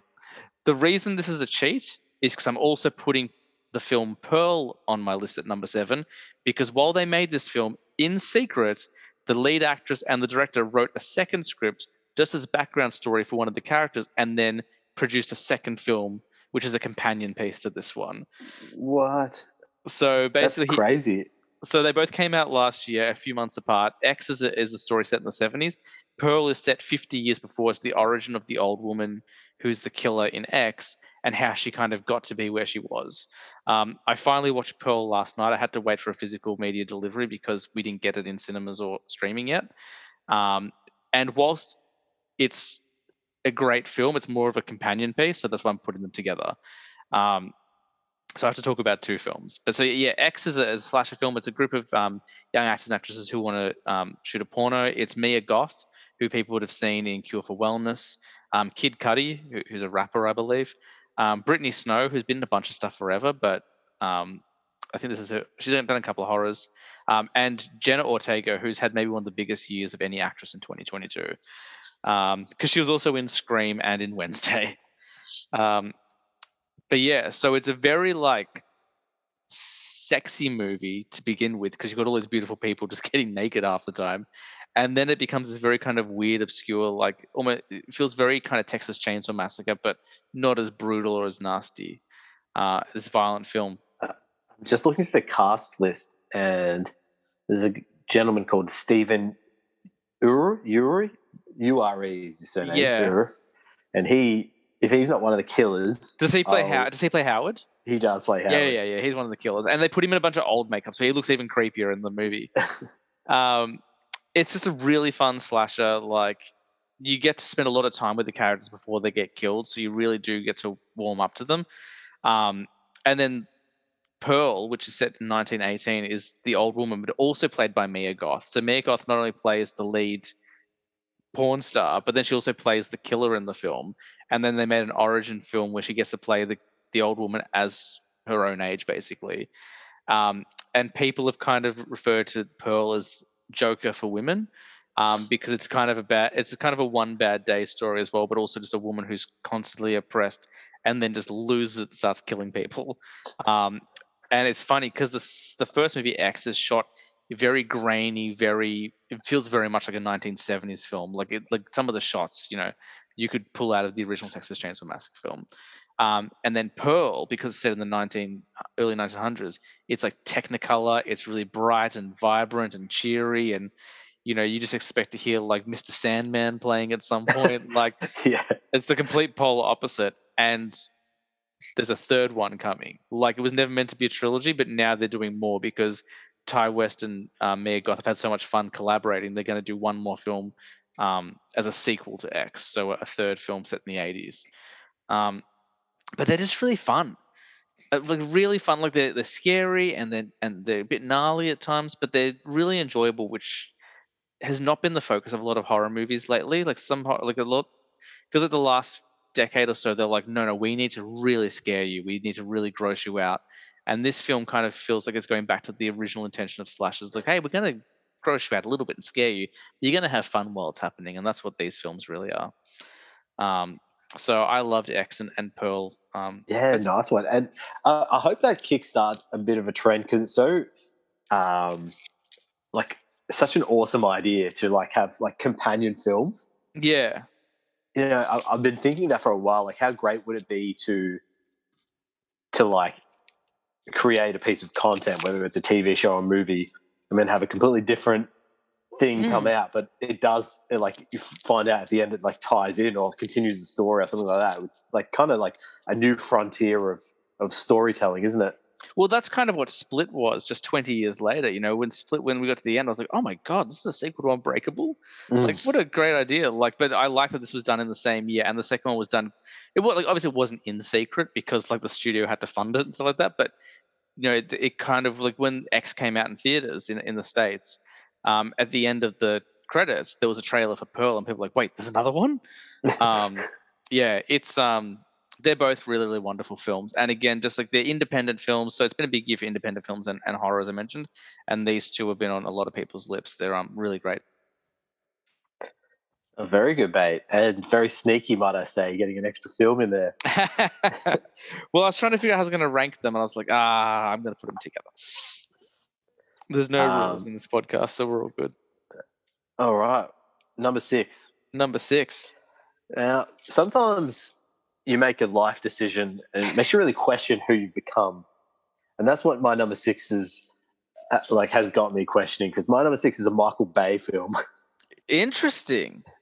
It's a thrill ride, quite literally, called Ambulance, starring Jake Gyllenhaal. I've seen I don't know anything about the film, but I've seen it pop up a lot. Like it got like all these like big physical media releases. Like people were celebrating this movie. So first thing I want to say is, do not take this film seriously. It is just there to be like a thrill ride. It's basically a cross between like Heat and a movie that I can't think of that's like set in it's like a chase movie. It's probably the best chase movie I've seen since Mad Max Fury Road. Oh wow! So essentially, there's very little preamble. Jake Gyllenhaal and his brother, who I can't quite remember his name at this point in time, rob a bank with their crew. It goes badly, and they end up hijacking an ambulance. And then the rest of the film is them on the run with a paramedic in the back treating someone who's got a gunshot wound. And I gotta say, Michael Bay has really outdone himself. There's obviously, I don't know if he got a drone for Christmas or something like that, but there is so many drone shots in this, and it's really annoyingly cool. Like you'll have, so rather than I guess your traditional in a chase movie, like your helicopter shots that show the perspective of where things are, he's got a drone that's like flying through the traffic and kind of. So that's cool. There's actually some real like novel things in there that I hadn't really seen before. And Jake Gyllenhaal's hamming it up. He is going for it big time. Like he's just playing this like theatrical villain, like bank robber. I don't know. If you just want like an action-packed 2 hours of fun, that's what Ambulance is. And that's why I think when I was putting my list together, I'm like, there's probably some films that maybe had a bit more depth or will stick with me longer. But I just had a great time watching this film. That's what matters. Like that's what matters. And like you sold me. Like when you said there was a drone going through traffic, I'm like, I've never seen that before either. Like that's really cool. And Michael Bay, like he gets a lot of flack because he makes movies for 14-year-old boys, but someone has to. Yeah, you know what I mean? Like, and also like Pain and Gain, he directed. I really like that. Bad Boys 2, fantastic. Like it's not like he's made only bad films. And again, like there are no bad films. Just a lot of his films aren't for me, but there's a couple of good ones in there as well. Yeah, and this just felt like a lot tighter, a lot smaller. I mean, there's a lot of crashes. I can't imagine that the budget was small for this movie, but it's not bloated at all. It's, you could count the characters who have speaking parts on one hand, really. It's got a good cast. Like Jake Gyllenhaal, you mentioned Yahya Abdul-Mateen, who's fantastic. Garrett Dillahunt, Isa Gonzalez. Like those are all great actors. And one dog. I was like a movie with a dog in it. As long as something happens to the dog, absolutely. No, he just farts. $40 million budget. That is low for Michael Bay. That is a low budget Michael Bay film. That's basically an independent film for him. That's right. I mean, there's still some Michael Bay flares, like the text, like the opening credits that kind of flash across the screen were like, I was like, can't you just update your style and font from like 1999, man? But did he do The Rock as well? Is The Rock his? Don't know. I feel like it is. He did Armageddon. I'm getting out of here. The show was going on too long without a terrible joke, so I obliged. Yeah. So there's not too much more I can say about Ambulance. Go check it out. It's really fun. It sounds fun. Like you sold me on it. Like that drone stuff sounds amazing. I'm always keen to see something I haven't seen before. So um, that must mean it's my turn again. This is the last horror film on my list. I could have done all horror films. There were so many good ones this year, but this one was great because it had a real Silence of the Lambs feel to it. So it wasn't just straight up scary. It was um, it had a lot of emotion in it. Like it made me cry, which I love when horror does that. I mean, I love crying in films anyway, but horror, like if you make me cry in a horror film, like you're doing well because you're doing some great character work. It was directed by Scott Derrickson, who previously did the first Doctor Strange film and Sinister, and this film is called The Black Phone. Um, Stars Ethan Hawke as the villain, as a child abductor. I think it's in the 70s, if I'm correctly. Um, and basically, yeah, there's this guy who dresses up in a creepy mask and he drives around a van with black balloons. And he abducts children and and murders them. Um, and then our titular character, who's not really he's not much of a cool kid. He's a bit of a dweeb. He gets abducted, and during this time, his sister starts to have visions and starts to try to communicate to him through a phone in the basement where he's locked away. Um, what I loved about it is it isn't scary. Like it's scary in as much as like the real world version of this is very scary, child abduction. But it's like Scott Derrickson, his horror work can be very full on. Like Sinister is one of the scariest films I've ever seen in my life. This film scales it back a bit and goes into more of a thriller, more of a kind of mystery detective story in a bit of a way as well. And the children in this film are fantastic. There's the girl, I can't remember her name. The sister, she must be about 8 years old, and maybe the best young actress I've seen ever. It's Miss Um, Dakota Fanning in Man on Fire. I haven't seen Man on Fire, so Oh my god. I know. Her name is Madeline McGraw, and she is brilliant. The only girl, maybe young actress as good as her or better, is the girl who played young Tonya Harding in I, Tonya, who was also the Ghostbusters girl. She's great as well. There's not much more to say about it without like giving too much away, but basically, like for a big part of the film, it's just Ethan Hawke in a room with a child and like him wearing this creepy mask and doing creepy voices and stuff. But it's really suspenseful. As I said, it's really emotional because of what it's about child abduction stuff. But like again, like it's a horror movie trying to do more than just be a horror film, and that's what all the horror films on my list this year have been. Like not satisfied with just doing the bare minimum, trying to go beyond and bring something different to the story, and I guess like invite different audience. Feel like, hey, horror isn't what you think it is. There's a lot more we can do here. It's brilliant. Like I watched it the same day I watched Black Adam. I literally like watched this and then I went to the cinemas to watch Black Adam, and I was like, oh, Black Adam was fun, but man, I can't stop thinking about Black Phone. Yeah. Um, Yeah. It was. I was really disappointingly, this is one of the films of that I like wasn't able to get to this year, but I really wanted to see this one, and now even more so. Having well, heard you I talk won't say about it. anything else. I won't spoil it for you. So I'm a big Ethan Hawke fan, Yeah, he's and great. I just think like he's continuing to show. I think he's underrated as his range and his ability. I think he's like Yeah, I agree. maybe gets typecast into like Richard Linklater films, basically, where he just plays like a middle-aged man, like, and he looked really crazy. To be honest, this one looked like it was going to be terrifying.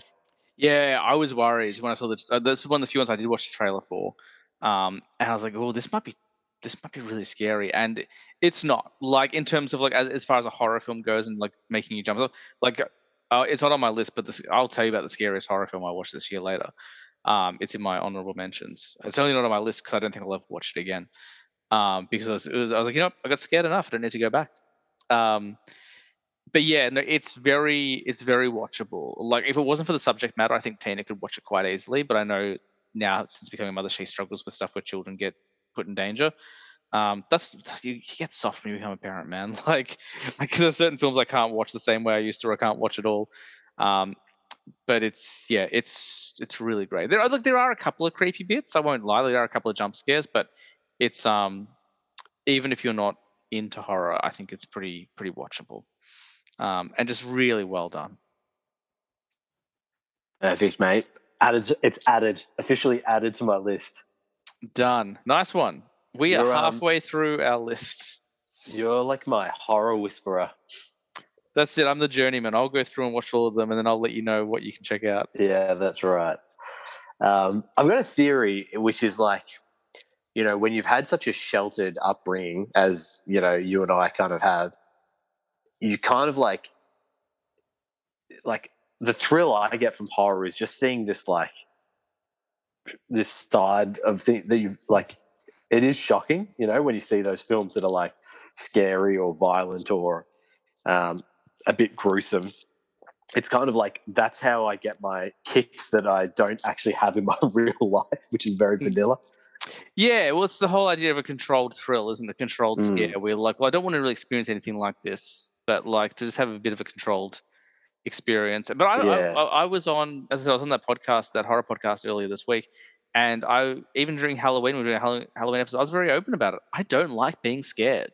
Like, I don't like feeling scared, but I do like watching horror films. There's a weird paradox where more often than not, I don't find very many things scary anyway, so that's quite good. But when I do, like this movie, well, I'll just say it. We can talk about it later if you want to go into more detail. But Smile, I watched Smile, and that is the scariest film I watched in 2022. Like it was one of those ones where I couldn't keep my eyes on the screen the entire time. I had to have like my phone up, or I had to just kind of look away and just like I didn't cover my eyes anymore. I did the adult version of that, which is looking at something distracting. When it used a lot of jump scares, but we can talk about that one more later. But that one, yeah, very, very scary, and I didn't like the way I felt during most of it, but I got through it. Yeah, it's I haven't actually seen Smile either, but there's a moment in horror films where it's generally when you're getting to that final act, they're always like creeping through a dark house, and I have to that really literally happens at the end of this film. And it's like I have to mentally prepare myself and be like, all right, the next 20 minutes you're going to be uncomfortable, Well, Smile was really unfair because it did jump scares in daylight as well, and some pretty weird ones. But yeah. All right. Halfway through, what is your numero 5? Number 5 was a film released straight to Netflix. The cast, unbelievable. Director, unbelievable. I've never heard anyone talk about this film except for me. It's called Spiderhead. Okay, I haven't heard of this one, I don't think. Yeah. So it was actually, when I tell you the names of this film, you'll be shocked that it's that people aren't talking about it. It was directed by Joseph Kosinski, same director from Top Gun 2. And I have heard of this one. The two stars are our very own Chris Hemsworth and Miles Teller. Journey Smollett. It's got some right people in it. Yeah. Yeah. This is another one I'd file alongside Ambulances. Like, this is just so entertaining. Not sure I need to revisit it. There's not a whole lot of substance to it, but I just had a great time.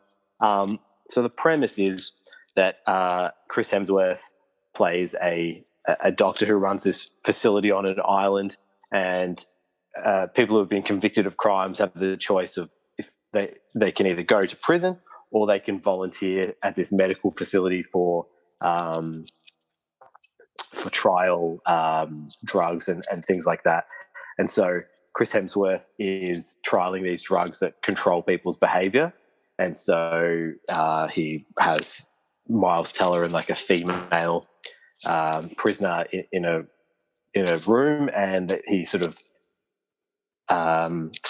he gives them both this certain drug, and then they can't help it. They sort of have sex, or there's one where someone gets really violent. And it's basically about Miles Teller's search for redemption and coming to grips with the crime he did to be in there, and then also like escaping from this facility. It's weirdly funny because that sounds like quite a serious premise, but it's like quite funny. Chris Hemsworth, it's really nice to see him do some other stuff. He's obviously Thor He obviously does it very well, but I'm not too sure I'd really seen anything with him in it that I'd really loved before. Yeah, Um, I this would is agree. I would agree with that. Yeah. this is just something where he's absolutely just going for it. You can tell he's having a lot of fun, and he's getting to play this he's quite a bombastic character. Um, so would definitely recommend. It's short, it's sweet, it's very lean. I think you can tell it was a COVID movie Yeah. filmed in filmed in COVID, where you could tell actors were acting in bubbles. Like the same Yeah. few people are always in the same scenes together, and I think that it sort of suits that style. So, Nice yeah, one. excellent film. Definitely recommend, and on Netflix. So if you've got an account, you can watch it anytime. Good stuff. You got a couple of action ones in there that I'm keen to check out now. I'm really keen to check out Ambulance. You've really sold me on that one. Yeah. Look, it would not be an end of year list for me without a Marvel film. So let's go with the film that I was looking forward to the least. And had no idea what they were going to do with this film, and it ended up being one of my favorite movies of the year, and that's Black Panther: Wakanda Forever. Did you get a chance to see it yet? Regretfully, I missed it in cinemas and hasn't come onto Disney Plus yet. So no, unfortunately I not. think it's out 1st of Feb for Disney Plus. Oh, sorry, what's going on there? Cool. Sorry, Tina was just messaging me because she's at rehearsals. I went and saw it on my birthday. Went and saw it in gold class. Had the cinema basically to myself, and I loved it. I like it more than the first Black Panther film. Um, I yeah, exactly. And I know that a For lot of those who people. can't see, my eyes just widened in exclamation. And here's the I was talking about, and I said, obviously, the passing of Chadwick Boseman is horrible and tragic, and he died way too young. But if you put that aside and just focus on the story, I just think that T'Challa was kind of a boring character in his own film. In Civil War, I thought he was very interesting, and in the Avengers films, he was quite interesting. But in the first Black Panther, because he was so regal and so um, dutiful, he never really had anything to work up against. Like he never had any flaws, and so he was kind of the least interesting part of that movie. But in this, you've got so many characters processing trauma. You've got so many people looking to take over the mantle of Black Panther. You've got this new outsider, potential villain in Namor and the Atlanteans. Actually, they're not Atlanteans in this; they're from somewhere else. I can't remember what it's called. Um, it's really fascinating. Like Shuri becomes she's revenge driven, but she doesn't know. She doesn't have anyone to take her revenge out on because no one killed T'Challa. Do you want me to spoil? But it's not really a spoiler. He dies of a disease. That's what happens in the Mm-hmm. movie. I think that was the most respectful way they could do it. He dies of a disease, and so she's holding on to this rage and this sadness and this trauma, and she doesn't know how to move past it. And she's got no one to pin it on, so she just kind of buries herself in her work, which is a really fascinating starting point for a character. Um, it's a very female-led movie, which I loved because I love when we get to see. Oh, you still there? Yep. Oh, your camera just dropped for a second. Um, I love getting to see women as superheroes, but sometimes we run the risk of, I guess, kind of forcing it. Um, which I love Captain Marvel, but there are a couple of things in there that are a bit on the nose. But this didn't feel like everything felt organic and natural. Like every character's motivation made sense based on our previous experiences with them. Like Shuri is brilliant in it. Queen Ramonda is fantastic. Okoye is great. You've just got Ironheart, who's the new character introduced. I know a few people had a problem with her, but I loved her in it. I thought she was really fun. Um, Martin Freeman gets to do some really fun work in this as well because he's back as Everett Ross. Um, the CG has improved a lot since the first Black Panther. I know people criticize the CG in that film, but the CGI is a lot better in this one. The flick made me cry a dozen times. I reckon I was in tears 3 or 4 times in the movie. Well, I guess that's not a dozen, but 3 or 4 times easily. Um, it was great. It was really, really, really well done. I could not believe how much I enjoyed this one because I wasn't looking forward to it. I was like, how do you do Black Panther without Black Panther? And they showed me how you do that movie. It was wonderful. Yeah, I was really wondering, and it's just so tragic, really, that such a well, tragic when anyone passes away, obviously, but like such a massive part of the MCU, and obviously carrying a franchise. Like, how do you write that in a respectful way that's like, but at the same time you've got to keep like that film and franchise going. And that's like, you're not the first person I've heard who said it was like really, really respectful and like kind of really touching the way they did that. And I think I've heard that maybe the part of the first part of the film is sort of they have like a funeral for him, which kind of like felt like it was for the fans to say goodbye as well. Yeah, absolutely. It's really well done. I know some people didn't like it, and quite a few people kind of felt like it missed the mark, but I don't. I think it was really well done. I think even though it's not my favorite Marvel film of the year, I think it probably was the best Marvel film of the year. So there is another one coming up shortly, which is a little bit higher for me. But I just thought it was so well done. Like, it's maybe a touch too long. Like, I didn't feel like it dragged, but if I look back at it, I can probably cut a couple of things. And it did a great job of setting up a few more things as well without making it the focus. Like, it felt like, remember when you watch those early Marvel films and they're like little Easter eggs, but it wasn't like trying to do major world building. It was more like, hey, here's a little bit of a hint to what may come. And that's kind of what they did in this with a couple of things. Like, with the exception of Ironheart, who's obviously getting her own show. Like, that obviously was quite on the nose, but it wasn't like reference. It was like, there was that Ironheart character, and there's one more character who's going to show up in a couple of movies later on, if you've been paying attention to Phase 4. But it never felt like it took away from the story. And I loved Shuri because she was so, like, she is a very interesting character throughout the film. She did towards the end of the film, she makes some very interesting decisions as well, which I really liked. So yeah, I can't praise it enough. It was really good, and people should definitely check it out if they haven't already. And so, is there much that contribution to the wider Phase 4 storyline at all, or is it sort of very self-contained? There's no multiversal stuff. There's obviously Ironheart, who's going to have her own show, but she's going to, I think she's going to be part of the Young Avengers. Like, that's what it feels like. Like, what Phase 4 has really been doing has been doing a couple of things. It's been building the multiverse, or kind of opening us up to what the idea of the multiverse, and it's been building a new roster of Avengers. We get a lot of young versions or different counterparts, and Ironheart looks like she'll kind of step in as the new Iron Man. That's kind of what it feels like. But then the other thing is we've been introduced to some new bad characters, and how we've been talking about the Thunderbolts. That's a movie that's been announced already, so it kind of feels like we're building towards that as well.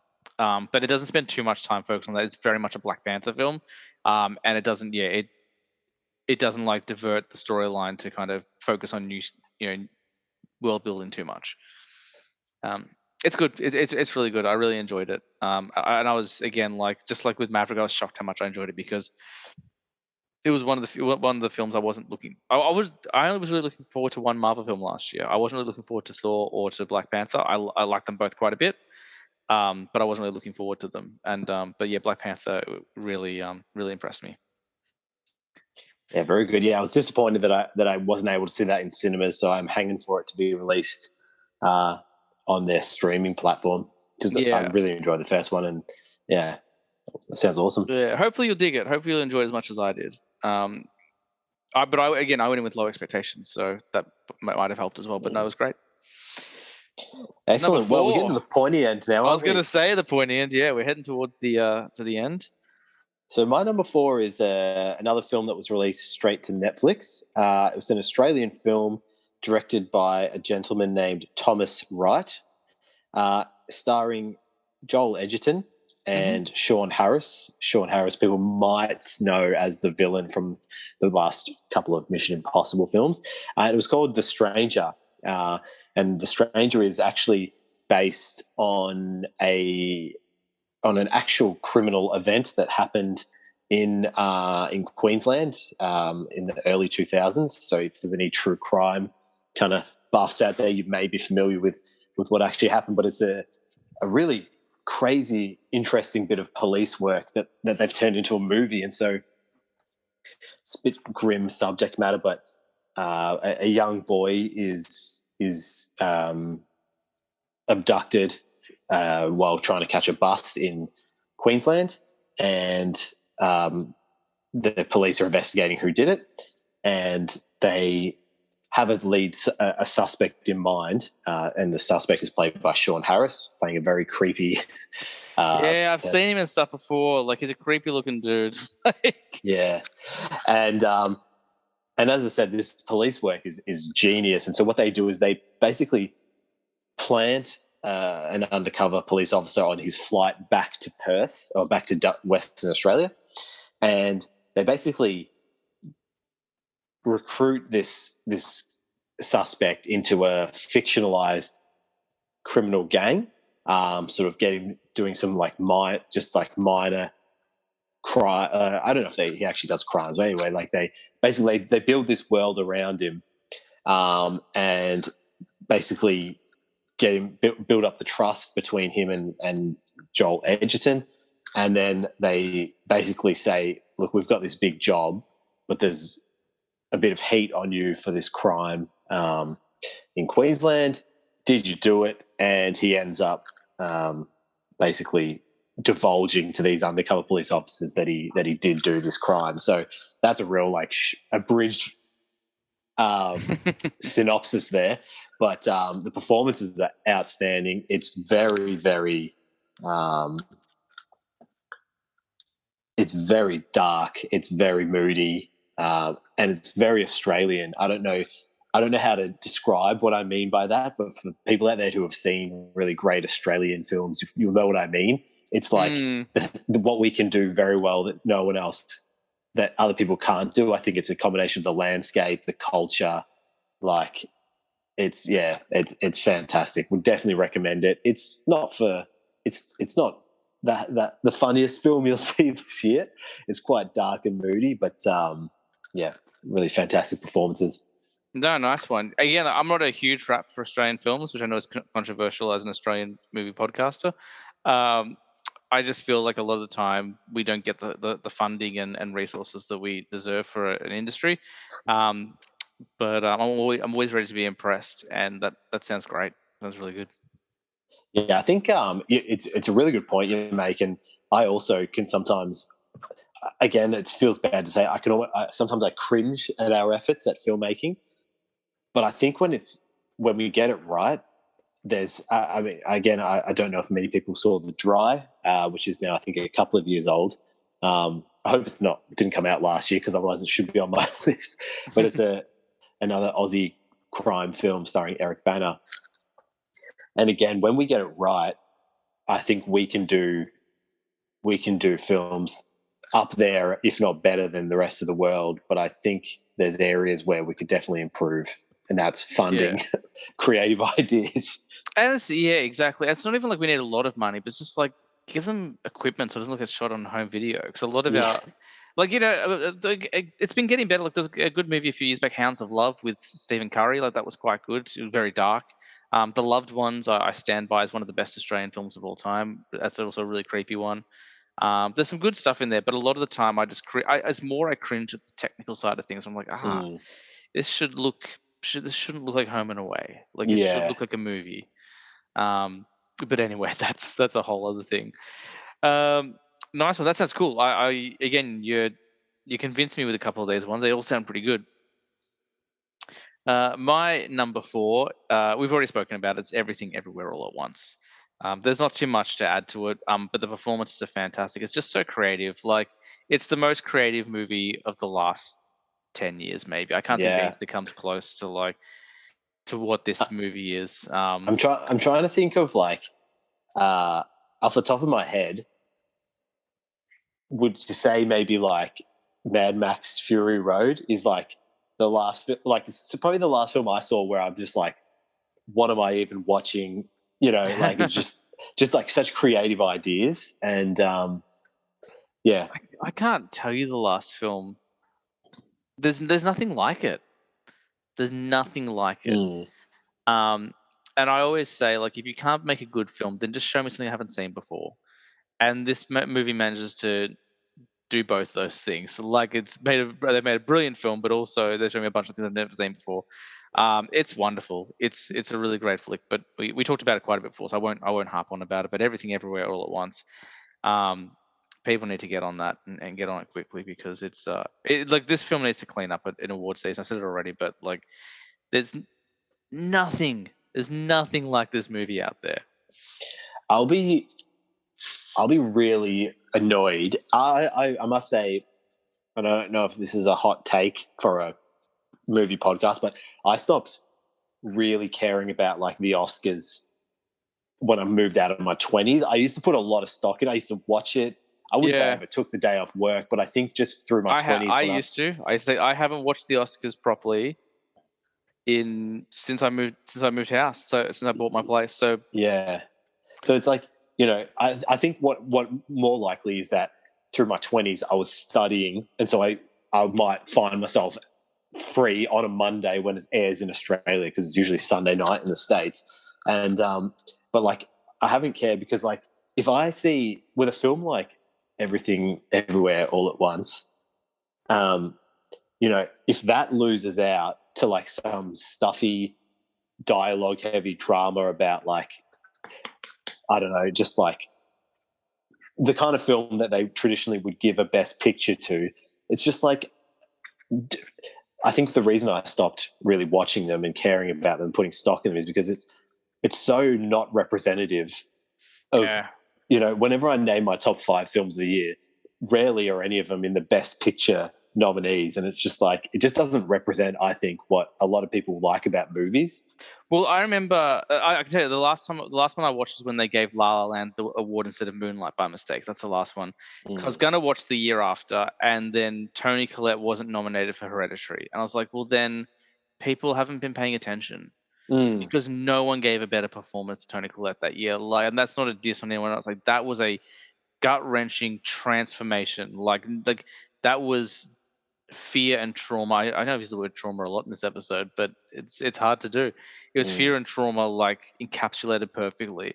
And I don't know if you noticed, but the year Avatar, the first one came out, they extended the Best Picture category from 5 nominations to 10 nominations, so they could get some popular movies in there as well. And now they just load them up with like 10 award ones again. Like they've fallen back into their old habits. So you're right.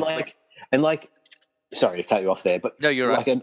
Another thing I was going to say is, like, in a year where, like, Avengers Endgame, like, this feat. Now, I know that's not everyone cares about comic book films, and that's completely fine. And I can't say, like, was there an acting performance in that movie better than whoever won it in 2019 or whenever Endgame came out? But, like how, like, the feat of bringing 20, no, maybe not 20 years, 15 years of a cinematic universe together in one glorious like symphony like that, how is that not worth rewarding? Do you know what I mean? I'll go one step further. In 11 years of playing Iron Man, how did Robert Downey Jr. not get 1 nomination? Yeah, that's right.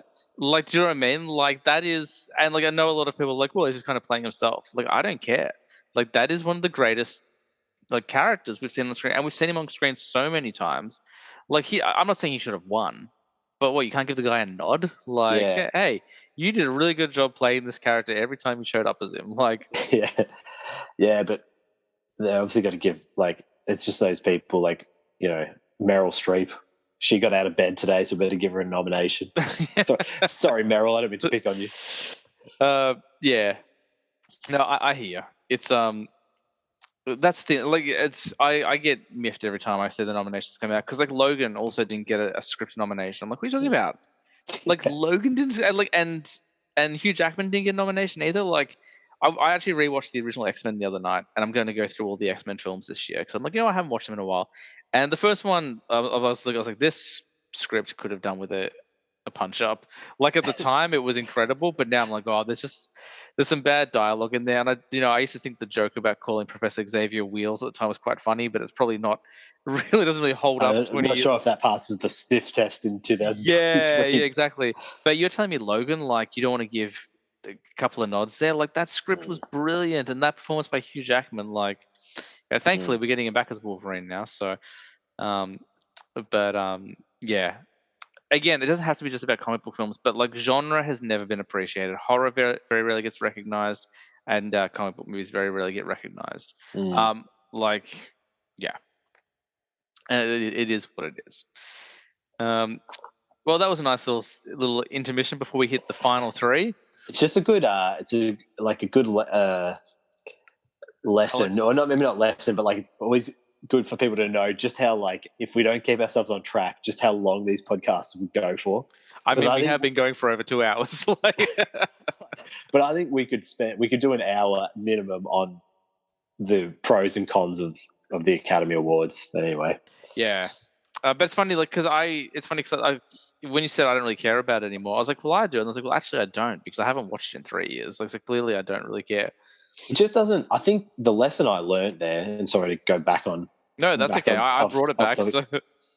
The lesson I learned was that, like, because I think we grew up, and like, if you liked film, then getting the best actor or getting best director or whatever, it actually really meant something. But then the lessons I've learned the hard way is that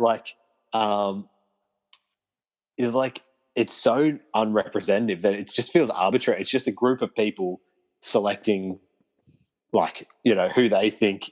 It's a popularity contest voted by the 1%. Like, yeah, that's right. Like, the people who are in the industry, they're the ones voting. Like, yeah, it's kind of like, which is fine, because otherwise, like, you will get, like, if it was the general public, it's just like, what's the metric? There's no metric for that thing, and like, it took me a long time to realize that. It's like, there's no metric. It's just, it is a popularity contest. Even if people say they voted, what they thought was the best performance. Like, well, at the end, that's just an opinion. Yeah, that's right. But yeah. Anyway, what is your number 3? We're in the final trinity of 2022. Now, this film hasn't appeared in your list yet, so I'm kind of wondering whether you've been coy and it's coming up, or it just dropped off your radar and kind of like out of your top 10 list, perhaps due to time, because we saw it very early in the year in gold class. I know what you're talking about. The Batman. What a wonderful movie that is. Okay, there we go. Asked and answered. My third favorite film of the year. Big part of that was getting to see it with my very good friend James Chalmers in a cinema, which we hadn't done for quite a while. In gold class, a couple of goddamn kings. That's right. Finally getting the respect we deserve. So we were meant to go see it with Tina, and then Tina bailed out. She's like, "Oh, we shouldn't really get a babysitter, so you go and I'll see it later." She finally did watch it on my birthday this year. I was like, because she was like, "What do you want to do on your birthday?" I'm like, "We're watching the Batman because you haven't watched it yet." Yeah, we did a whole Boys Talking Bats episode after this where we covered it in depth. But I referenced that when I was interviewed the other day. I was like, "We did a 3-hour talk about Batman." But it was I must say, when I first saw the trailer for that, I was like, another reboot. I can't keep up with the various eras that the Batman films are covering, but I was in from minute one. Like that scene when all the sort of petty criminals, are.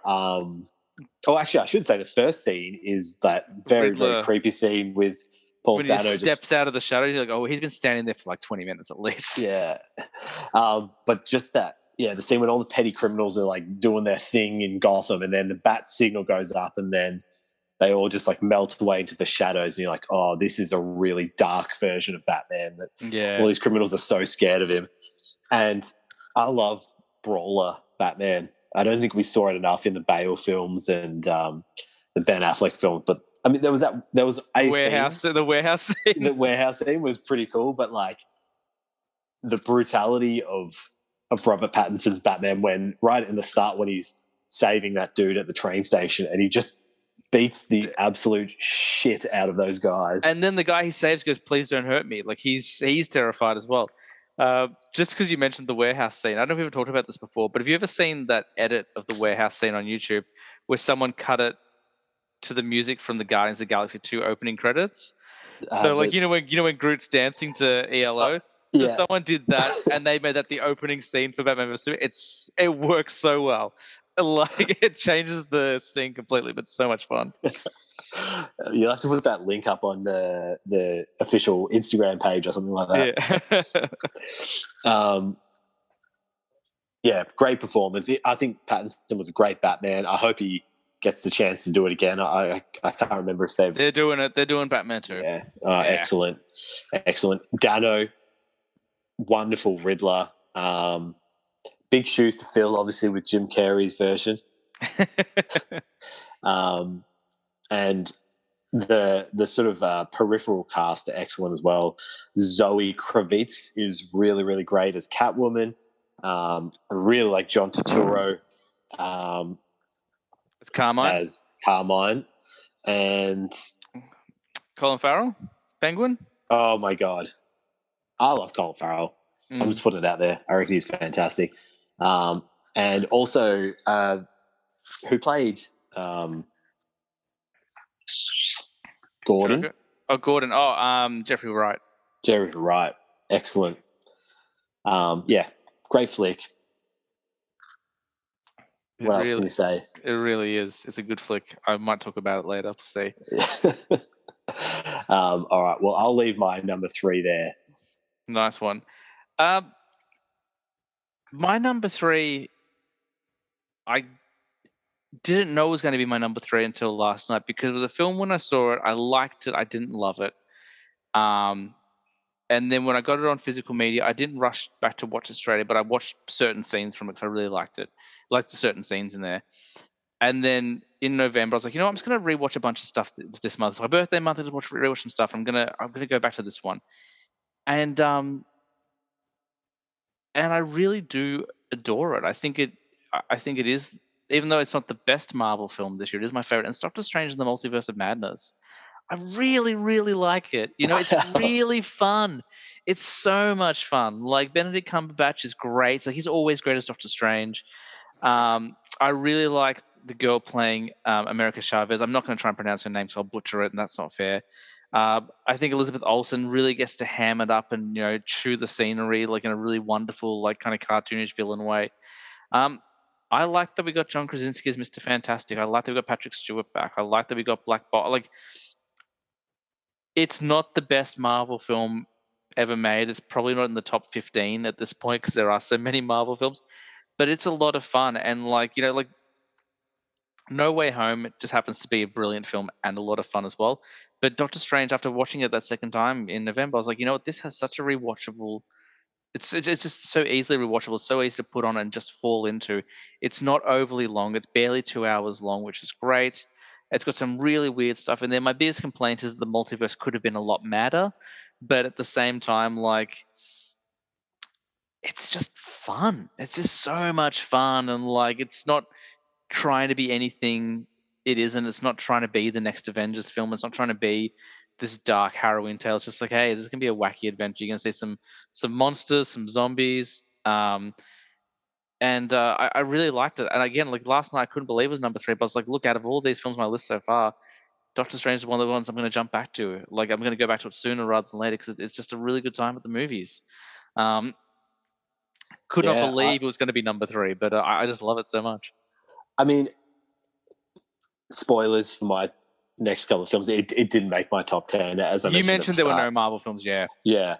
I did have a good time watching it. I thought, like, Raimi stylings like really lent itself to to a Marvel film, and like I really enjoyed that there was like I don't know if you recall the scene when they're escaping down in those tunnels, and it was like just like vintage. It just felt like a Raimi scene. Well, there's a few things like that because there's the whole like tentacle monster climbing the building at the start, and then when he possesses all the souls and turns them into like wings, and they're all like talking at him, like that is such a Raimi thing to do.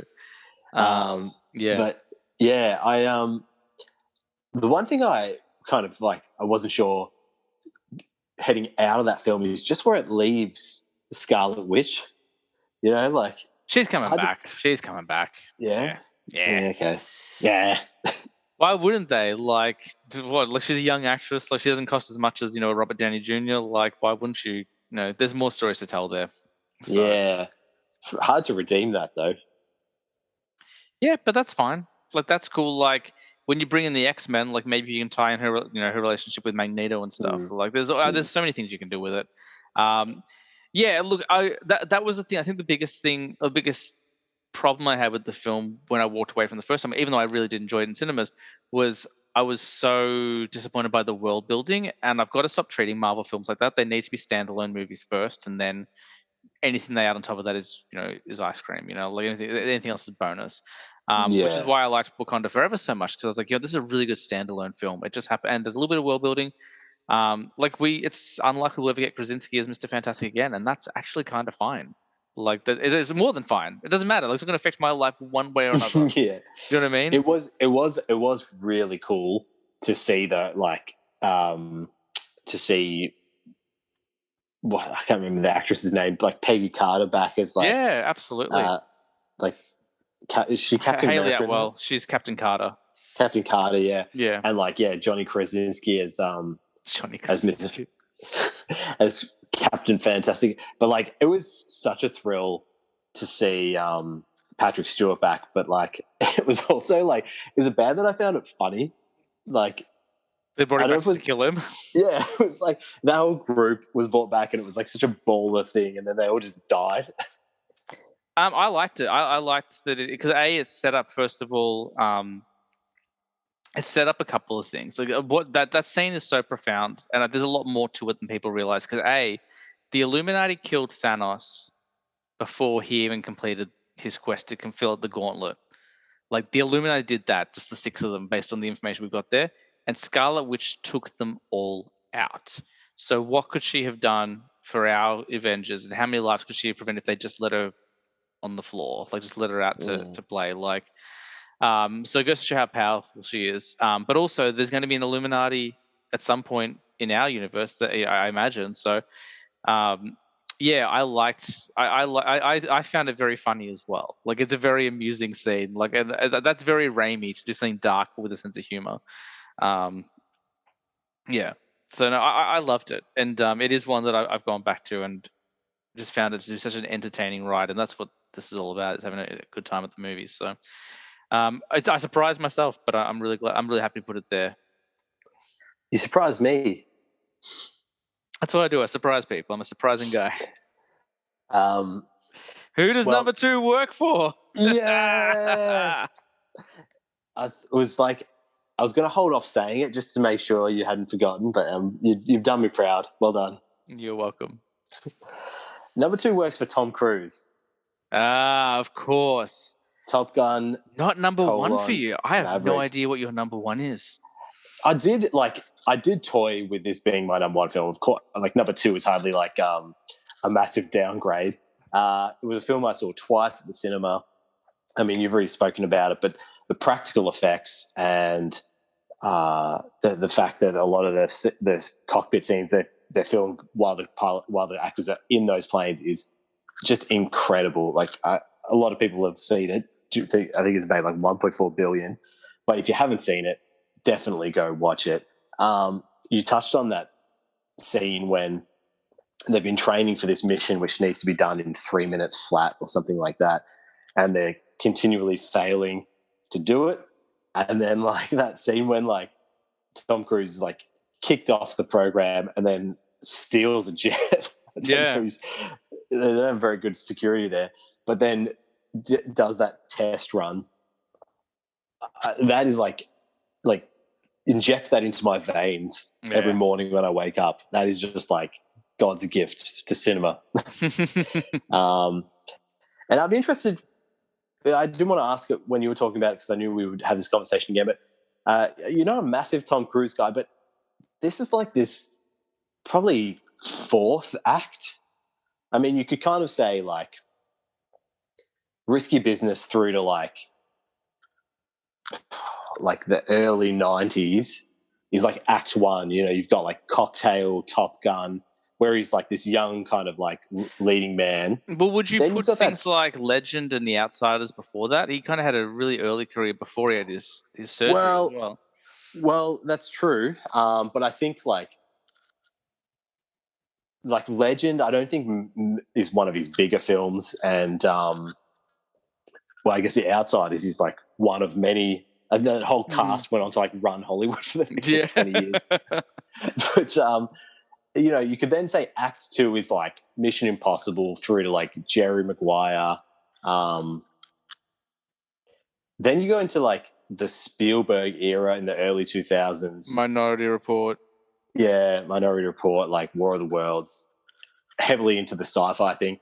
And now we're in like the last 10 years, it's just been like the Christopher McQuarrie era where he purely does like McQuarrie films, like the last few Mission Impossibles, Well, it's interesting because Jack Reacher. he's in that phase now where he's doing the dad action roles, which is your Liam Neeson's, Denzel Washington, that sort of thing. Except Mm. he's not playing the dad yet. He's still playing the leading man. He's still playing the young guy, and that's a problem that I had with Tom Cruise for the longest time. I was just like, just embrace your age, like just. But in this, he does like he's not. There's no, it's very earnest. Like he's not a hot shot, you know, in training school anymore. Like he's been doing it for a while. He's been discharged and he's moved on and stuff like that. He's done all these different things, but he's still got it. But it's different because like I feel like he's trying to prove himself for the right reasons in this film. Like previously, he's just trying to show everyone how young he is, and this is like, no, no, no, I'm old, but I got the experience, and like Mm. I can Mm. do it. And also, he doesn't want to necessarily do it. He's been told he has to do it. Like, Yeah, um, that's right. I found him really insanely likable in this because it felt less of like a him proving a point in the same way. Like he's not just being like, no, I can still be young. This is like I don't know. This felt like a very mature role for him. Um, yeah, Yes, yeah, I agree. And it's like one of the first films, well, the first film in this vintage stage of his career where it's like he is reflecting on the fact that he's older. And yeah, it kind of felt like a meta commentary for like the movie industry at large, where it's like in all these movies, he's like, I am the one who's going to save the day. And it kind of felt like that was the case with like the theatrical experience after COVID, you know, like the first wave of COVID hit and like Tenet was supposed to be like the thing that brought everyone back to cinemas, and that didn't really happen. And then it was like Tom Cruise is like, all right, stand back. I'm coming through. which is funny because Spider-Man definitely did it, but that's.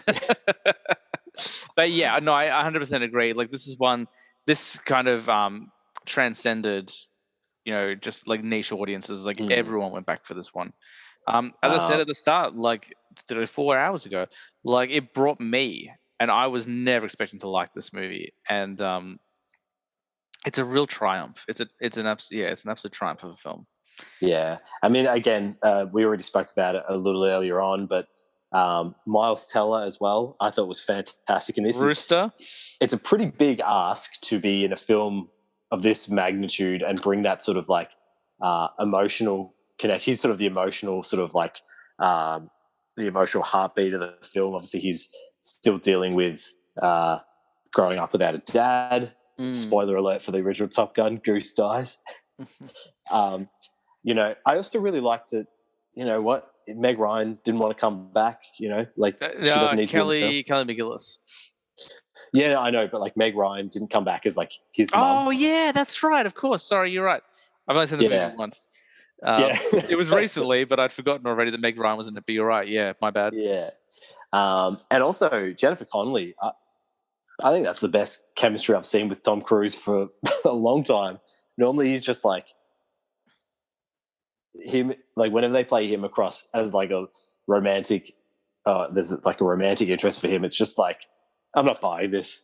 Yeah, that's the thing. Like that's why I've had such a hard time with his movies. Like I always said kind of movie like he's more of a movie star than actor. Like whenever I watch a Tom Cruise film, normally I'm like, well, that's Tom Cruise. But like this was different, and that's why I say it's such a mature performance. Like it feels like he kind of, I don't know whether he goes into these things with ego because I don't think he does. I don't think he's really a guy with ego. I think he goes in and wants to make the best film possible and wants to work hard and make sure everyone has a good time. Like I think he's genuinely like, from all accounts, like a pretty nice guy and pretty like generous guy. But I feel like he's maybe not been willing to be vulnerable or something in films. He's kind of been like, oh, I'm just gonna put on, like, I'm just gonna be the actor guy, like just gonna smile and dazzle. But this like felt different. Like it was a true performance. Like I do think it's probably the best performance of his career. Yeah, I mean, respectfully, being like a massive fan, I think like that period in the '90s, he was just like knocking them out of the park every Oh, time. well, Like he had like Jerry born. Maguire. He did, and Born on 4th of July and stuff like Yeah, that as well. Well, definitely the best performance of the last 20 years. I agree, because I think what he's like, the Mission Impossible films have become, and I am someone who adores them deeply. I think Fallout is the best Mission Impossible Fallout film, and I think they're getting better. Like I love them so much, but like he just doesn't. The character is established.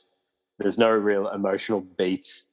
It's just it's more about like the stunts, and I Yeah, guess like yeah, than him actually having to bring any sort of gravitas to the role. So I really agree with you. yeah. Like if you put like Ethan Hunt up against Daniel Craig's Bond, I'm Bond all the way. I think his Bond, even in the films that aren't as good, his Bond is so much more engaging. But like, yeah, I just don't care about Ethan Hunt. Like, I agree with just like it's all about the spectacle, about the razzle dazzle and stuff like that, which is fine. Like that's what movie magic is. But this was different. Like again, I could not believe how much I enjoyed it, and I really think he's outdone himself. He's done a great job. It's a solid movie, and we'll probably pick up some awards as well. Hopefully, like maybe I not. think Joseph Kaczynski would be in with a shout for best director. Yeah, I mean, look, there were a lot of like award films that came out last year as well, so I'm sure they'll get the attention. But I think it deserves some attention. Like no one was doing, not even James Cameron was shooting a movie the way they were shooting this movie. So yeah. Well, might be time for you to tell us who number 2 works for. So this is a film I've only watched once, and after I watched it, I wasn't sure how I felt about it, because whilst I really liked it, I didn't love the way it ended. And I'm going to be very careful to spoil it because you haven't seen this one yet, but based on something you've recently watched, you may want to go ahead and watch it. But then a week later, I was talking to Tina about it, and while I was talking about the movie, I started crying. Like I wasn't even watching the movie; I was talking about the movie, and I started crying about what happened in the film. And that's when I realized like what a profoundly wonderful movie it was, and that's Clerks 3. It was always likely to be on my top 10 list. Like a Kevin Smith film generally has a pretty good shot of being a top 10 film for me because I'm such a huge fan. But also, I'd be lying if I wasn't saying that his pedigree has dipped a little last couple of years. Like, and that's not me saying he makes bad movies. Like, he's just made different movies. Like, I love Tusk, but Yoga Hoses is a bit weak. Like it's I'm not the audience for that film, and I like it because it's a Kevin Smith film. But if he didn't make it, I probably would have less affection for it. Jay and Silent Bob reboot, I like a lot with, but also it's very silly, and I'm not a huge fan of the first Jay and Silent Bob film. I like his films that are a bit more plot driven and stuff like that. So Clerks 3, I was really nervous about because A, his style has changed over the last couple of years, but B, I love Clerks, and Clerks 2 somehow is a magic trick that became a brilliant sequel. I was like, how are you going to do it again? Like it's been 15 years since Clerks 2. Your style has changed. Your outlook on life has changed as things happen. Like, how are you going to? Like, I just feel like this is not going to work. I was really, really nervous. And the plot, what I thought was amusing, I didn't. I was like, I just didn't think there'd be much to it. So basically, the plot of Clerks 3 is Randall has a heart attack, which Kevin Smith did. And when he realizes that he almost died, he decides to stop sitting around. And he decides to pursue art and make a movie. And he's going to make a movie set in a convenience store, and it's basically going to be he's making Clerks, is what he's doing. Yeah. They're very meta, and I was like, look, that's very amusing, but I don't know how it's going to work. Somehow this movie works. Like it's really funny, it's really touching, and then like it's also about getting older, and it's all about like being in your 50s and looking back at what life once was, and if it has changed, has it changed for the good? If it hasn't changed, is that a bad thing? And also they do some pretty traumatic stuff in the movie, which I'm not going to talk about because it's going to spoil Clerks 2, and Clerks 2 is a wonderful movie. But it is because of Clerks 3 that Clerks 2 is now my favorite. Because Clerks was my favorite for the longest time, and I just watched it a few weeks ago, and it still holds up, still love it. But after Clerks 3 and the trauma, like again, like it affected me, like it sat with me for ages. I had to message a friend of mine because I got a friend who loves the Clerks movies as much as I do. And I was like, hey man, like, what did you think? Like, I'm really struggling with this, the way this film ended. Like, it's really messing me up a little bit. And he goes, yeah, he goes, it is different, but like I think they made the right choices with the film. And like I agree. It's just very different. And then I had to talk to Tina about it a couple of days. I said, look, I said, are you gonna watch Clerks 3? And she goes, no.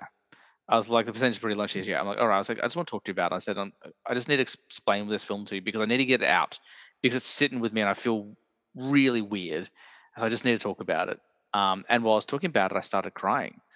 Um, and like not bawling my eyes out, but like I was, I welled up and like tears ran down my face. I was just getting really emotional about it.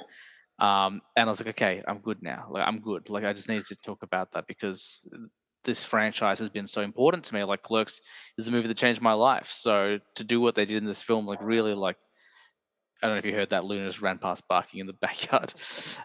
It sat with me and yeah, it messed me up for a little while, but it's wonderful. I've got a physical copy coming, I think, in the next week or so. So I'll probably give it another spin then. But yeah, it's really well done. Now it's probably not going to be on anyone else's top 10 list. Like, is it like?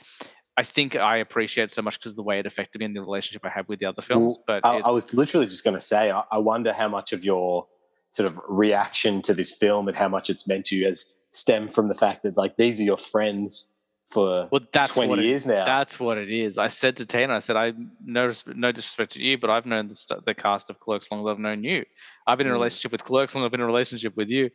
Um, I hope the way I'm talking about this film hasn't given away too much. Like it could, it's really well executed. Like I couldn't believe kind of like some of the magic they managed to pull off with this film. Um, it's brilliant. It's brilliant. It was almost my number one, but there's one other film that like I've got to put higher, which we'll get to in a moment. Yeah, and as you know, that was another experiment we ran this year where we tried films, and Clerks was the one, and I thoroughly enjoyed it. And I've had the second one, and you spoke so highly of the second one earlier in the year as well that's on my list of things to get to.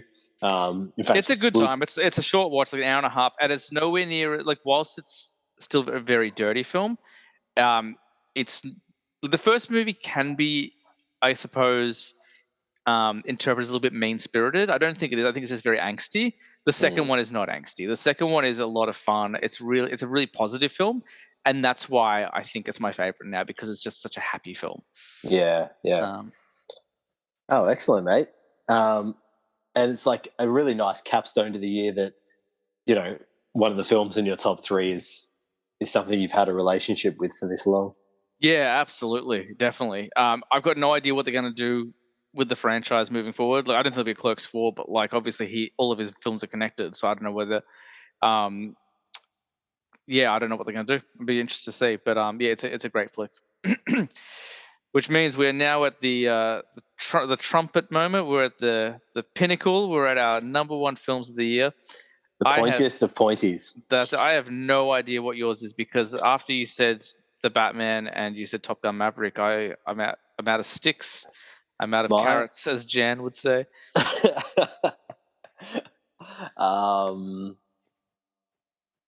That's me wafting Serenity by Jan. For just $10,000, you could. My number one film was another that was released straight to a streaming service. Wow. This film, I'd heard vaguely that they were making a film about this event, and I just didn't think any more of it. And then I don't even know what compelled me to watch it. Just a random weeknight, one of those times magic strikes and you see a brilliant film. It's directed by Ron Howard, and it's called 13 Lives. And it is the story of, you might recall a few years ago, there were 13 Thai boys stuck in a cave with after some floods. Oh, it's a good cast. And it basically follows these British and an Australian, these like rescue divers, as they basically arrive in Thailand and sort of start devising a plan to try and get these boys out alive. Cast is fantastic. So the divers are played by Viggo Mortensen, the great Colin Farrell, and also Joel Edgerton. Second appearance for Joel in my list this year. Yeah, all three of them had a big year. Like Collins had obviously the Batman. He's got that other one, the Banshees of Inisherin. Yeah, Joel Edgerton a couple, and Viggo was also in a Cronenberg film this year. He was in Crimes of the Future. Yeah. And big cast. As well as a whole bunch of great like Thai actors who I obviously don't really know, but they were fantastic as well. But I mean, it's rare that a film that's based on true events where you know really what's going to happen at the end is really gripping, but it is just so beautifully shot by Ron Howard, who was not a director I really, considering he's had some of the biggest blockbusters of the last like 30 years. He's not really a director I've loved, but the suspense and the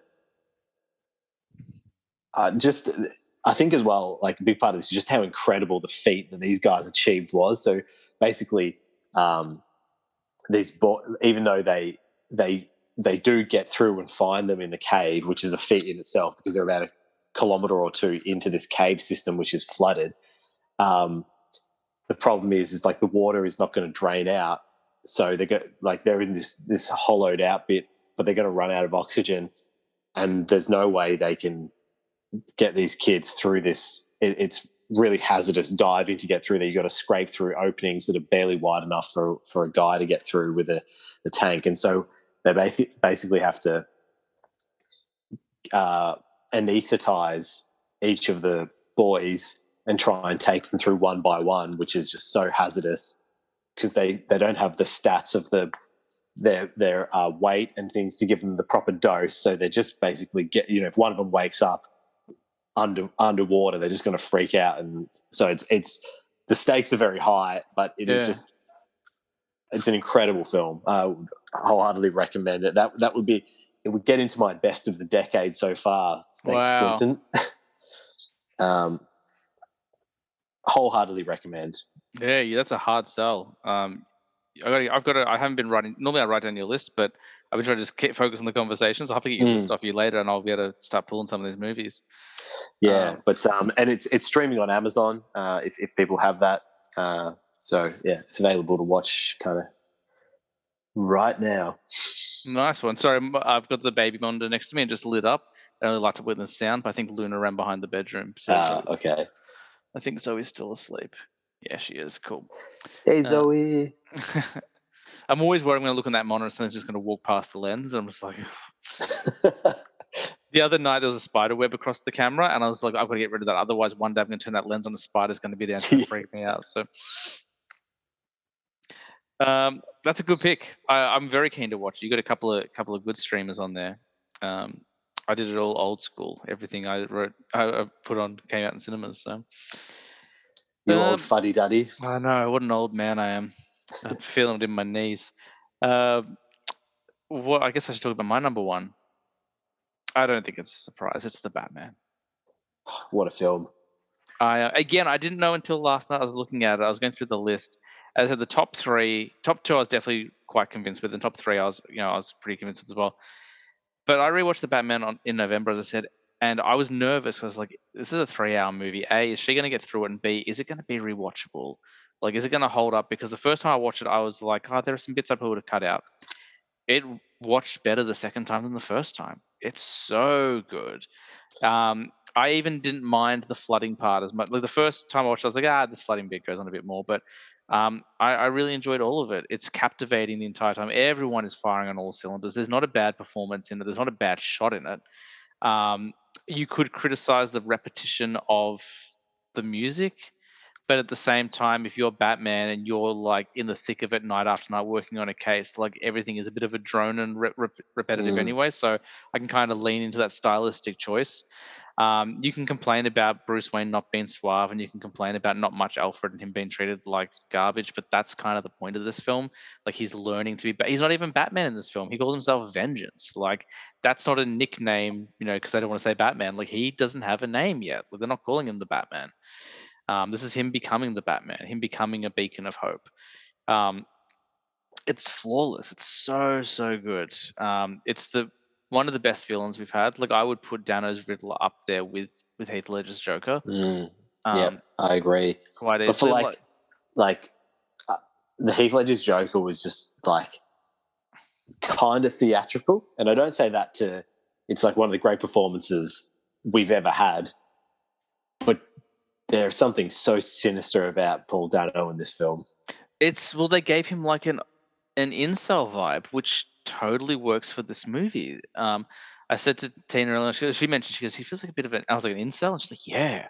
I was like, I'm like, I know it's like it's harrowing to pull from the real world, because like this has obviously happened, like versions of this has happened, but doesn't it fit perfectly? And isn't it like the Riddler's always been a bit of a loner, thinking he's the smartest person in the room? Like, in the 21st century, he would live stream it. He would build up a digital following. Like, he would absolutely do that. It's so well crafted. Like, after The Dark Knight, I never thought we needed another Batmobile chase. The first time I saw Batman vs Superman, I didn't love that Batmobile chase, but I have come to appreciate it. But this is a great Batmobile chase. Like, when he hunts down, it's so claustrophobic. I remember I was talking to Tina when we were watching it. When I saw it in the cinemas with you, I felt so overwhelmed. Like, I just felt like this kind of I just felt like I felt so claustrophobic. I was just like, oh my god, there's like the trucks are closing in. There's a blaring red. It was too much for me. I felt like I can't think of the word I'm trying to say now, but it was so much, but it works brilliantly. Like, yeah, Colin Farrell obviously is fantastic. Zoe Kravitz is wonderful. Turturro knocks it out of the park. Everyone is doing all the right work. It's a masterclass. It is the best Batman movie. The biggest shame of the Ben Affleck films is we never really got a Batman villain out of him. Like, we got Batman. Yes. Do you know what I mean? Yeah. We got KG Beast kind of in Batman vs Superman, but that was about it. Like, yeah, the only thing I would say that I didn't think absolutely popped in this film was Andy Serkis as Alfred. Like, not a massive criticism, but I just didn't. I think he has about 5 minutes in the movie. Like, but when you do see him, like, he has that wonderful moment where he's like working on the cryptograph. He's like figuring out. He's like talking about how, like, you can see that like his smarts have inspired Bruce Wayne. I thought it was a really wonderful, understated Alfred moment. Like, just him pointing out some things he's missed, and just be like, oh, well, we know what we're looking for, but we don't. I'm removing what we're not looking for. What, like, I can't remember what the line was exactly. Just like a lovely little kind of moment there, and also like him, setting the record straight about Thomas Wayne, and like how he wasn't a bad guy just because Carmine Falcone said he was, that kind of thing. Yeah, I loved it. I adored this film, and I'm so glad it holds up. It doesn't need to be watched a lot because it is a long film and it sits with you, but it is utterly rewatchable. But as I said at the start of this episode, I could move any film on this list to any position any day of the week, and I'd still be happy. Like, and there's some honorable mentions we'll get to in a moment that could easily fall into that list on a good day. So. Yeah, there was. I've got some honorable mentions, and I've got some films that I wanted to watch but didn't quite get to this. Yeah, I mentioned the ones I hadn't got to already, so we can jump into the ones you hadn't got to if you want, and then we can go through honorable mentions. Yeah, for sure. So there's just 3. One of them was another straight to Netflix one, which was All Quiet on the Western Front. I've heard nothing but great things. People are harping on about this one. Also heard that it's really fantastic. I did not get a chance to. I really love Paul Thomas Anderson, but I did not get a chance to see Licorice Pizza. Oh, I thought that was a 2021 film. But I think you're right. I think it's 2022. Yeah, I keep meaning to order. I haven't got around to ordering it, but I wanted to see that one. And we've spoken about Colin Farrell a lot on this podcast. I also really want to check out The Banshees of Inisherin with Brendan Gleeson as well. Is it Martin McDonagh? Yeah. Return to the team that brought you In Bruges, one of the great films of the century so Did he far. also do The Guard and Cavalry? Did he do those ones as well? I don't now you say that, that sounds like he would have made The Guard. I haven't Which is seen The like- Guard. I've seen Cavalry, and gee, that is a dark film. I'm going to have to do some quick IMDbing here. What's it called? Cavalry. Cavalry, yeah. Oh, I've got Cavalry on my shelf, actually. I can just look it up. Can I reach it without knocking everything off my shelf? That's the thing. They're jammed in too tight. All right, I'll just let you figure it out. That's fine. This is great for the audience. And as the listeners know, I don't cut anything out of an episode, so this is going to be kept in. Just a little bit of trivia. When you type in Martin into IMDb, the first hit is Doc Martin. So shout out to Nice Martin one. Clunes. Well done, Martin Clunes. Good acting. So I'll just quickly give you a run through of his filmography. There's one I'm missing. There's a big one I'm missing.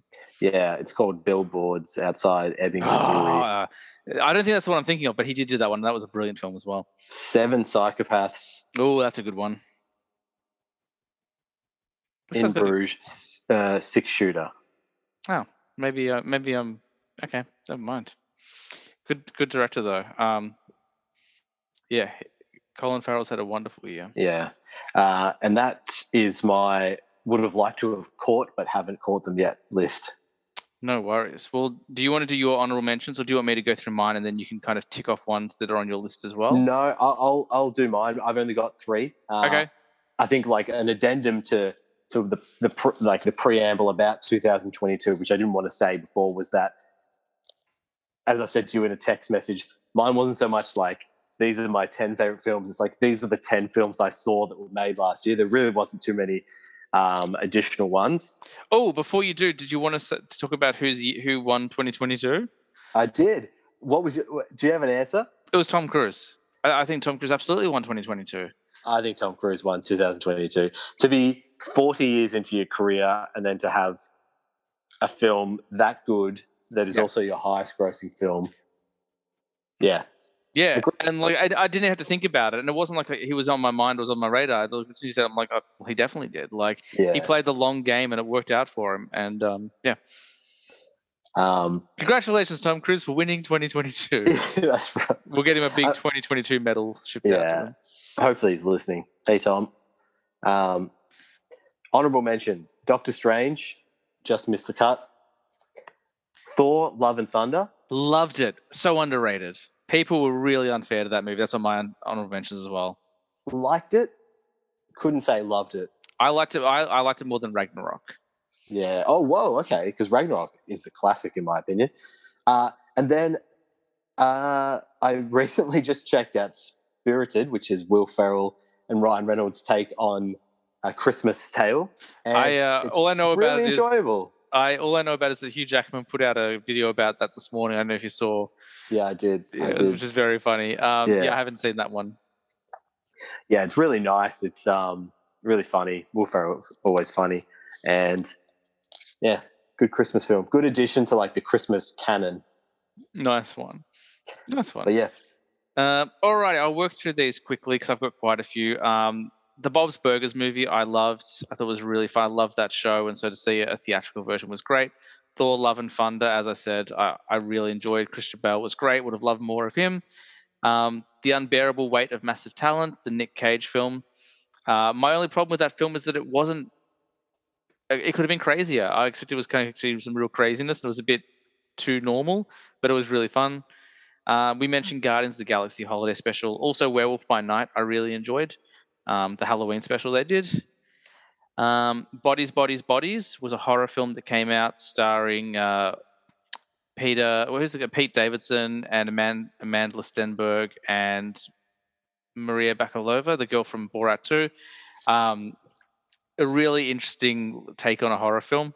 A lot of people didn't like it because none of the characters are very likable, but that's kind of the point. It's basically like the Gen Z like live streaming generation self-evolved like in a like a killer situation. Really, really fun. DC League of Super Pets was the first movie I ever took my daughter to the theater with. And it was just a great animated film, really fun, made me cry a bunch. And better than Black Adam. Like of the 2 rock superhero films that came out, that was the better one. Orphan First Kill I just watched the other night, which is a prequel to the movie Orphan. really fun, but also really dark. Like not scary dark, just like some of the ideas in the film were really dark, and as a parent, that upset me a little bit. But if you like Orphan, it's a really good companion piece. Smile, scariest film of the year, terrified me. Like I had to watch it in 3 sittings because it was so scary. Give me like a 30-second non-spoiler synopsis of Smile. So Smile opens basically a therapist is working in a hospital and a girl is rushed to an emergency because she's having a traumatic experience. She says that something's hunting her, but no one believes her. And basically, what it is, it's a possession film where there's a demon that has a smile, and when it possesses its victims, they smile as well. But it's a really cruel smile. So like, it's all mouth, no eyes. It's very deadpan, and like that's one of the scariest parts of the film. Is just how unsettling it is. So it's very, but then they have like 4 days before they die. So it's kind of like The Ring, but with a little bit of possession. But it had a lot of jump scares, which is normally a bad thing for horror. But I think they did the jump scares very, very well, and that's why it scared me. And there's just some creepy. Like there's one point like where the main character just looks around, and in the shadows, there's just someone standing there smiling. Like in the like you can just that is terrifying to even think of. And like that's not even jump scare. That's just like a scene, and then it just moves on to the next thing. Like you don't see their eyes, you just see the mouth base. It's yeah. So yeah, it's very, very creepy. But very well done. And it was lovely I'm just to see. looking at some photos of people smiling on. Oh yeah, the faces are terrifying. Yeah. And Cal Penn back on cinema screen, which I was really lovely to see. Chippendale Rescue Rangers was a Disney Plus original, which came out earlier this year with Andy Samberg and John Mulaney. Fantastic, so much fun, very much in the light of Who Framed Roger Rabbit, like that mix of animation and live action. I remember I asked Tina to watch and she wasn't sure because she doesn't like the Rescue Rangers. She was laughing the entire way through. Like it's really, really funny. Fresh was a Hulu original which aired on Disney Plus for us in Australia. Sebastian Stan plays a guy who abducts women and sells their meat. It sounds really messed up, and it is, but it's also really fun. Bullet Train was a really good action film. Brad Pitt on a train, getting up to shenanigans. Nope. I recently listed as one of my most disappointing horror films on another podcast, but that's just because it wasn't really a horror film. But as a movie itself, is really, really well made. Matilda, I quite liked, which was the live action adaptation of the stage musical based on the book, which was also made in a movie 30 years ago. It didn't quite hit every beat for me because they cut a couple of songs down that I really enjoyed, but all in all, it's a fun watch. Scream 5, great. Love a Scream film. They did a great job with it. I can't wait to see what happens in Scream 6. The Northman was a wonderful movie. Was on my top 5 list for the longest time, and then just a few more films popped up. But The Northman's really well done. Robert Eggers, who's done The Witch and The Lighthouse, can't make a movie without the word "the," and I'm okay for that. Men, we talked about at the start of the episode. I loved Men. That was a flick that was on my top 10 list for a long time as well, and then just kind of fell off. And then the last one I'm going to talk about, I talked about quite extensively on the other show, but I don't know what you know about this film and you might have questions. But the last one is Terrifier 2, which was a notorious film in 2022. Okay, is this the film that was like people were fainting or something like that? People were fainting and throwing up. It was a film that I've seen the first one a few years back. I watched it while Tina was pregnant, actually. And it was quite brutal. I didn't care much. The first one, I was like, visually it's quite interesting because the effects are good, but there's not much of a story, and it's quite a mean-spirited film. And then I read about this film, and they're like, we fixed it. Like, there's so much more story now. Like, you care about characters. It was getting rave reviews early on, and then I got in my own head, terrible. It's scariest clown you'll ever see in theaters. It's scary. Like, that is the scariest design of a clown. In this movie, he's quite funny, so it takes away from some of it. But I got inside my own head because I was talking to a friend who's a big horror fan, and she was like, "Okay, this is the goriest film I've ever seen." I was like, "More than Saw and Hostel?" And she goes, "Yes." I was like, "Okay." And then she messaged me. I was at a Christmas match. She's like, "Oh, I just saw a scene, and it really messed me up. Like, it's a really upsetting scene." And she got in my head. I kept putting it off, but I'd already bought it, so it was sitting there on my Blu-ray shelf. I'm like, "Well, I'm going to have to wait till daytime to watch this movie because it's going to mess me up." And then it was getting closer and closer to the end of the year, and I wasn't getting any days to myself. So I was like, all right, I'm just going to turn it on. If I get 10 minutes and I have to try again tomorrow, that's what I'm going to do. I'm going to get through this movie. It's really fun. It's like it's a rubber gore movie. Like it's very obviously fake. It's a shout out to 80s slashers. I don't know who's throwing up and passing out in this movie because it's so obviously not real. Like unless it was their first horror film. Like don't get me wrong, the kills are brutal. Like there's some really messed up kills in there, but because it is so fake, it is quite amusing. Like it'd be a really good Halloween watch, I think. Like if you sit around with buddies watching a gory film at Halloween, like Terrifier 2 is one to do. Yeah. There are some creepy moments in it. Like there's a little girl who plays like a clown, and she's creepier than he is somehow. And I was reading an interview with the director recently, and he was saying that what they did is when they took the mold of her mouth, they put the bottom teeth up top and the top teeth down the bottom, and that's why she looks so weird. And I was like, oh, that's what it is. It's really creepy. Yeah. But yeah, I had heard about that one. You know, like I think I'd heard the same thing, but like people were throwing up and passing out and stuff. So my interest was piqued, of course. But I find that those films rarely live up to that. So, like, if you recall, I've never seen a film that I was talking about this on the other podcast as well. I think in my entire life, I've seen maybe three films that made my stomach churn. One of them is Cronenberg's The Fly with Jeff Goldblum, like because it's just so gross. And I can't remember what the other two were off the top of my head, but it's very rare. Like it doesn't happen very often. Yeah. But yeah, I didn't have the most disappointing thing about that film is it didn't make me feel that way at all. And I was kicking myself. I'm like, man, I was really like worried about this film. Like, what's wrong with me? Yeah. Like, yeah. Yeah. Well, to be honest, like Smile sounds way creepier and scarier. Like things like that. Like when you mentioned that, like you just saw in Smile, you just see someone's like smile out of the dark. Like to my dying days, I'll never forget in Hereditary when he's in the house at the end and you just see like a naked guy kind of emerge from the shadows. It's just like, oh, God, kill me. It's like the Riddler in that opening scene of the Batman. Like just the idea that just someone just standing, and how long have they been there? Yeah. But also that smiling person also was like a spirit, so that's even worse. Yeah. But I posted up a screen cap of the menu screen for Smile the other day, and I literally said, "This is the most terrifying image I've ever seen." I haven't even started the movie yet. Like it's so unsettling. Yeah, the is it the girl smiling? Yeah. And there was like I think it was like a TikTok or something. I don't subscribe to TikTok, but like I see reels, so like that was something posting. And there was a clip from like a baseball game, and it was just a woman, just part of the promotional crew. She's just standing in there, just staring at the camera, smiling. And they zoomed like, wait, what's going on here? And it's just like a woman, just like, yeah, it's so unsettling. It's just like the eyes and the smile aren't like connected. It's because it's not a friendly smile. It's yeah. So anyway, I'm glad we talked about that right before I'm going to go to bed. So that's right. Sweet dreams. I'm going to go back and watch the rest of Studio 666, which is really fun. I haven't finished it yet, but it's really fun. The Foo Fighters horror movie. So far, I'm really digging it.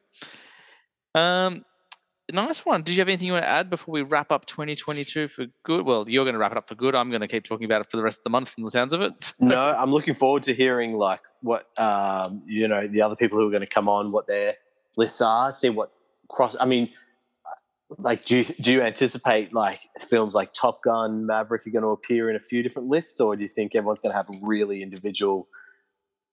It's going to be interesting because Tina didn't watch as many films as I did last year. She didn't see Top Gun. Like to the best of my knowledge, she might just list all three Marvel films. No, she didn't see Black Panther. So I don't know. I think we're going to do top 5 for her because she watched a lot less. But like on my list of movies, she has seen 3 of them, and I put 11 on a list of 10. So I smushed X and Pearl together, so she would have seen 3 of those movies. Michael, if he ends up coming on, I think he will primarily do horror films. So I think I think X and Pearl are probably going to show up on there without giving too much away, because he was the one who kept telling me to watch Pearl. I'm like, I'm just waiting for it to get delivered. And then if I get one, I don't know if I'm getting anyone else on or not yet for 2020 wrap up, 2022 wrap up. But yeah, it'll be interesting to see. Excellent. Well, that is going to do it then for our return to podcasting extravaganza. I think we're going for about 3 hours, which is the way you want to do it. We're coming back strong. 2022 is now over. We're shutting the door on it, kind of. We're channeling our inner James Cameron. Or Matt Reeves, if you want to go for a top 3 movie of the year, depending on who you ask in this group. Excellent. Well, thank you once again, Nick, for returning to the show. It's been lovely having you on and talking movies. I want to do it a lot more. Always a pleasure, my friend. Yes, anytime. We got some with the way the schedule's looking this year. We'll be catching up a lot because a couple of things we'll be talking about, which is good. In the meantime, thank you everyone for listening and coming back after that hiatus. Sorry it was so long. Please follow along on Instagram at I Was a Teenage Film Snob with all those lowercase underscores in between. Like and rate the podcast. Only 5 stars. So if you're not going to give me 5 stars, get out of here. No, we'll still have you. That's fine. Nick, did you want to say anything to the kids at home before we wrap up? Nope. Happy New Year 2023. And looking forward to hearing hearing some top 10 lists or just top 5s. 2023 is going to be a huge year. There's some great stuff coming out already. I'm very excited. The movies aren't going anywhere, guys. And as we say every week, I was a teenage film snob, but I'm trying to be better. We'll see you next week.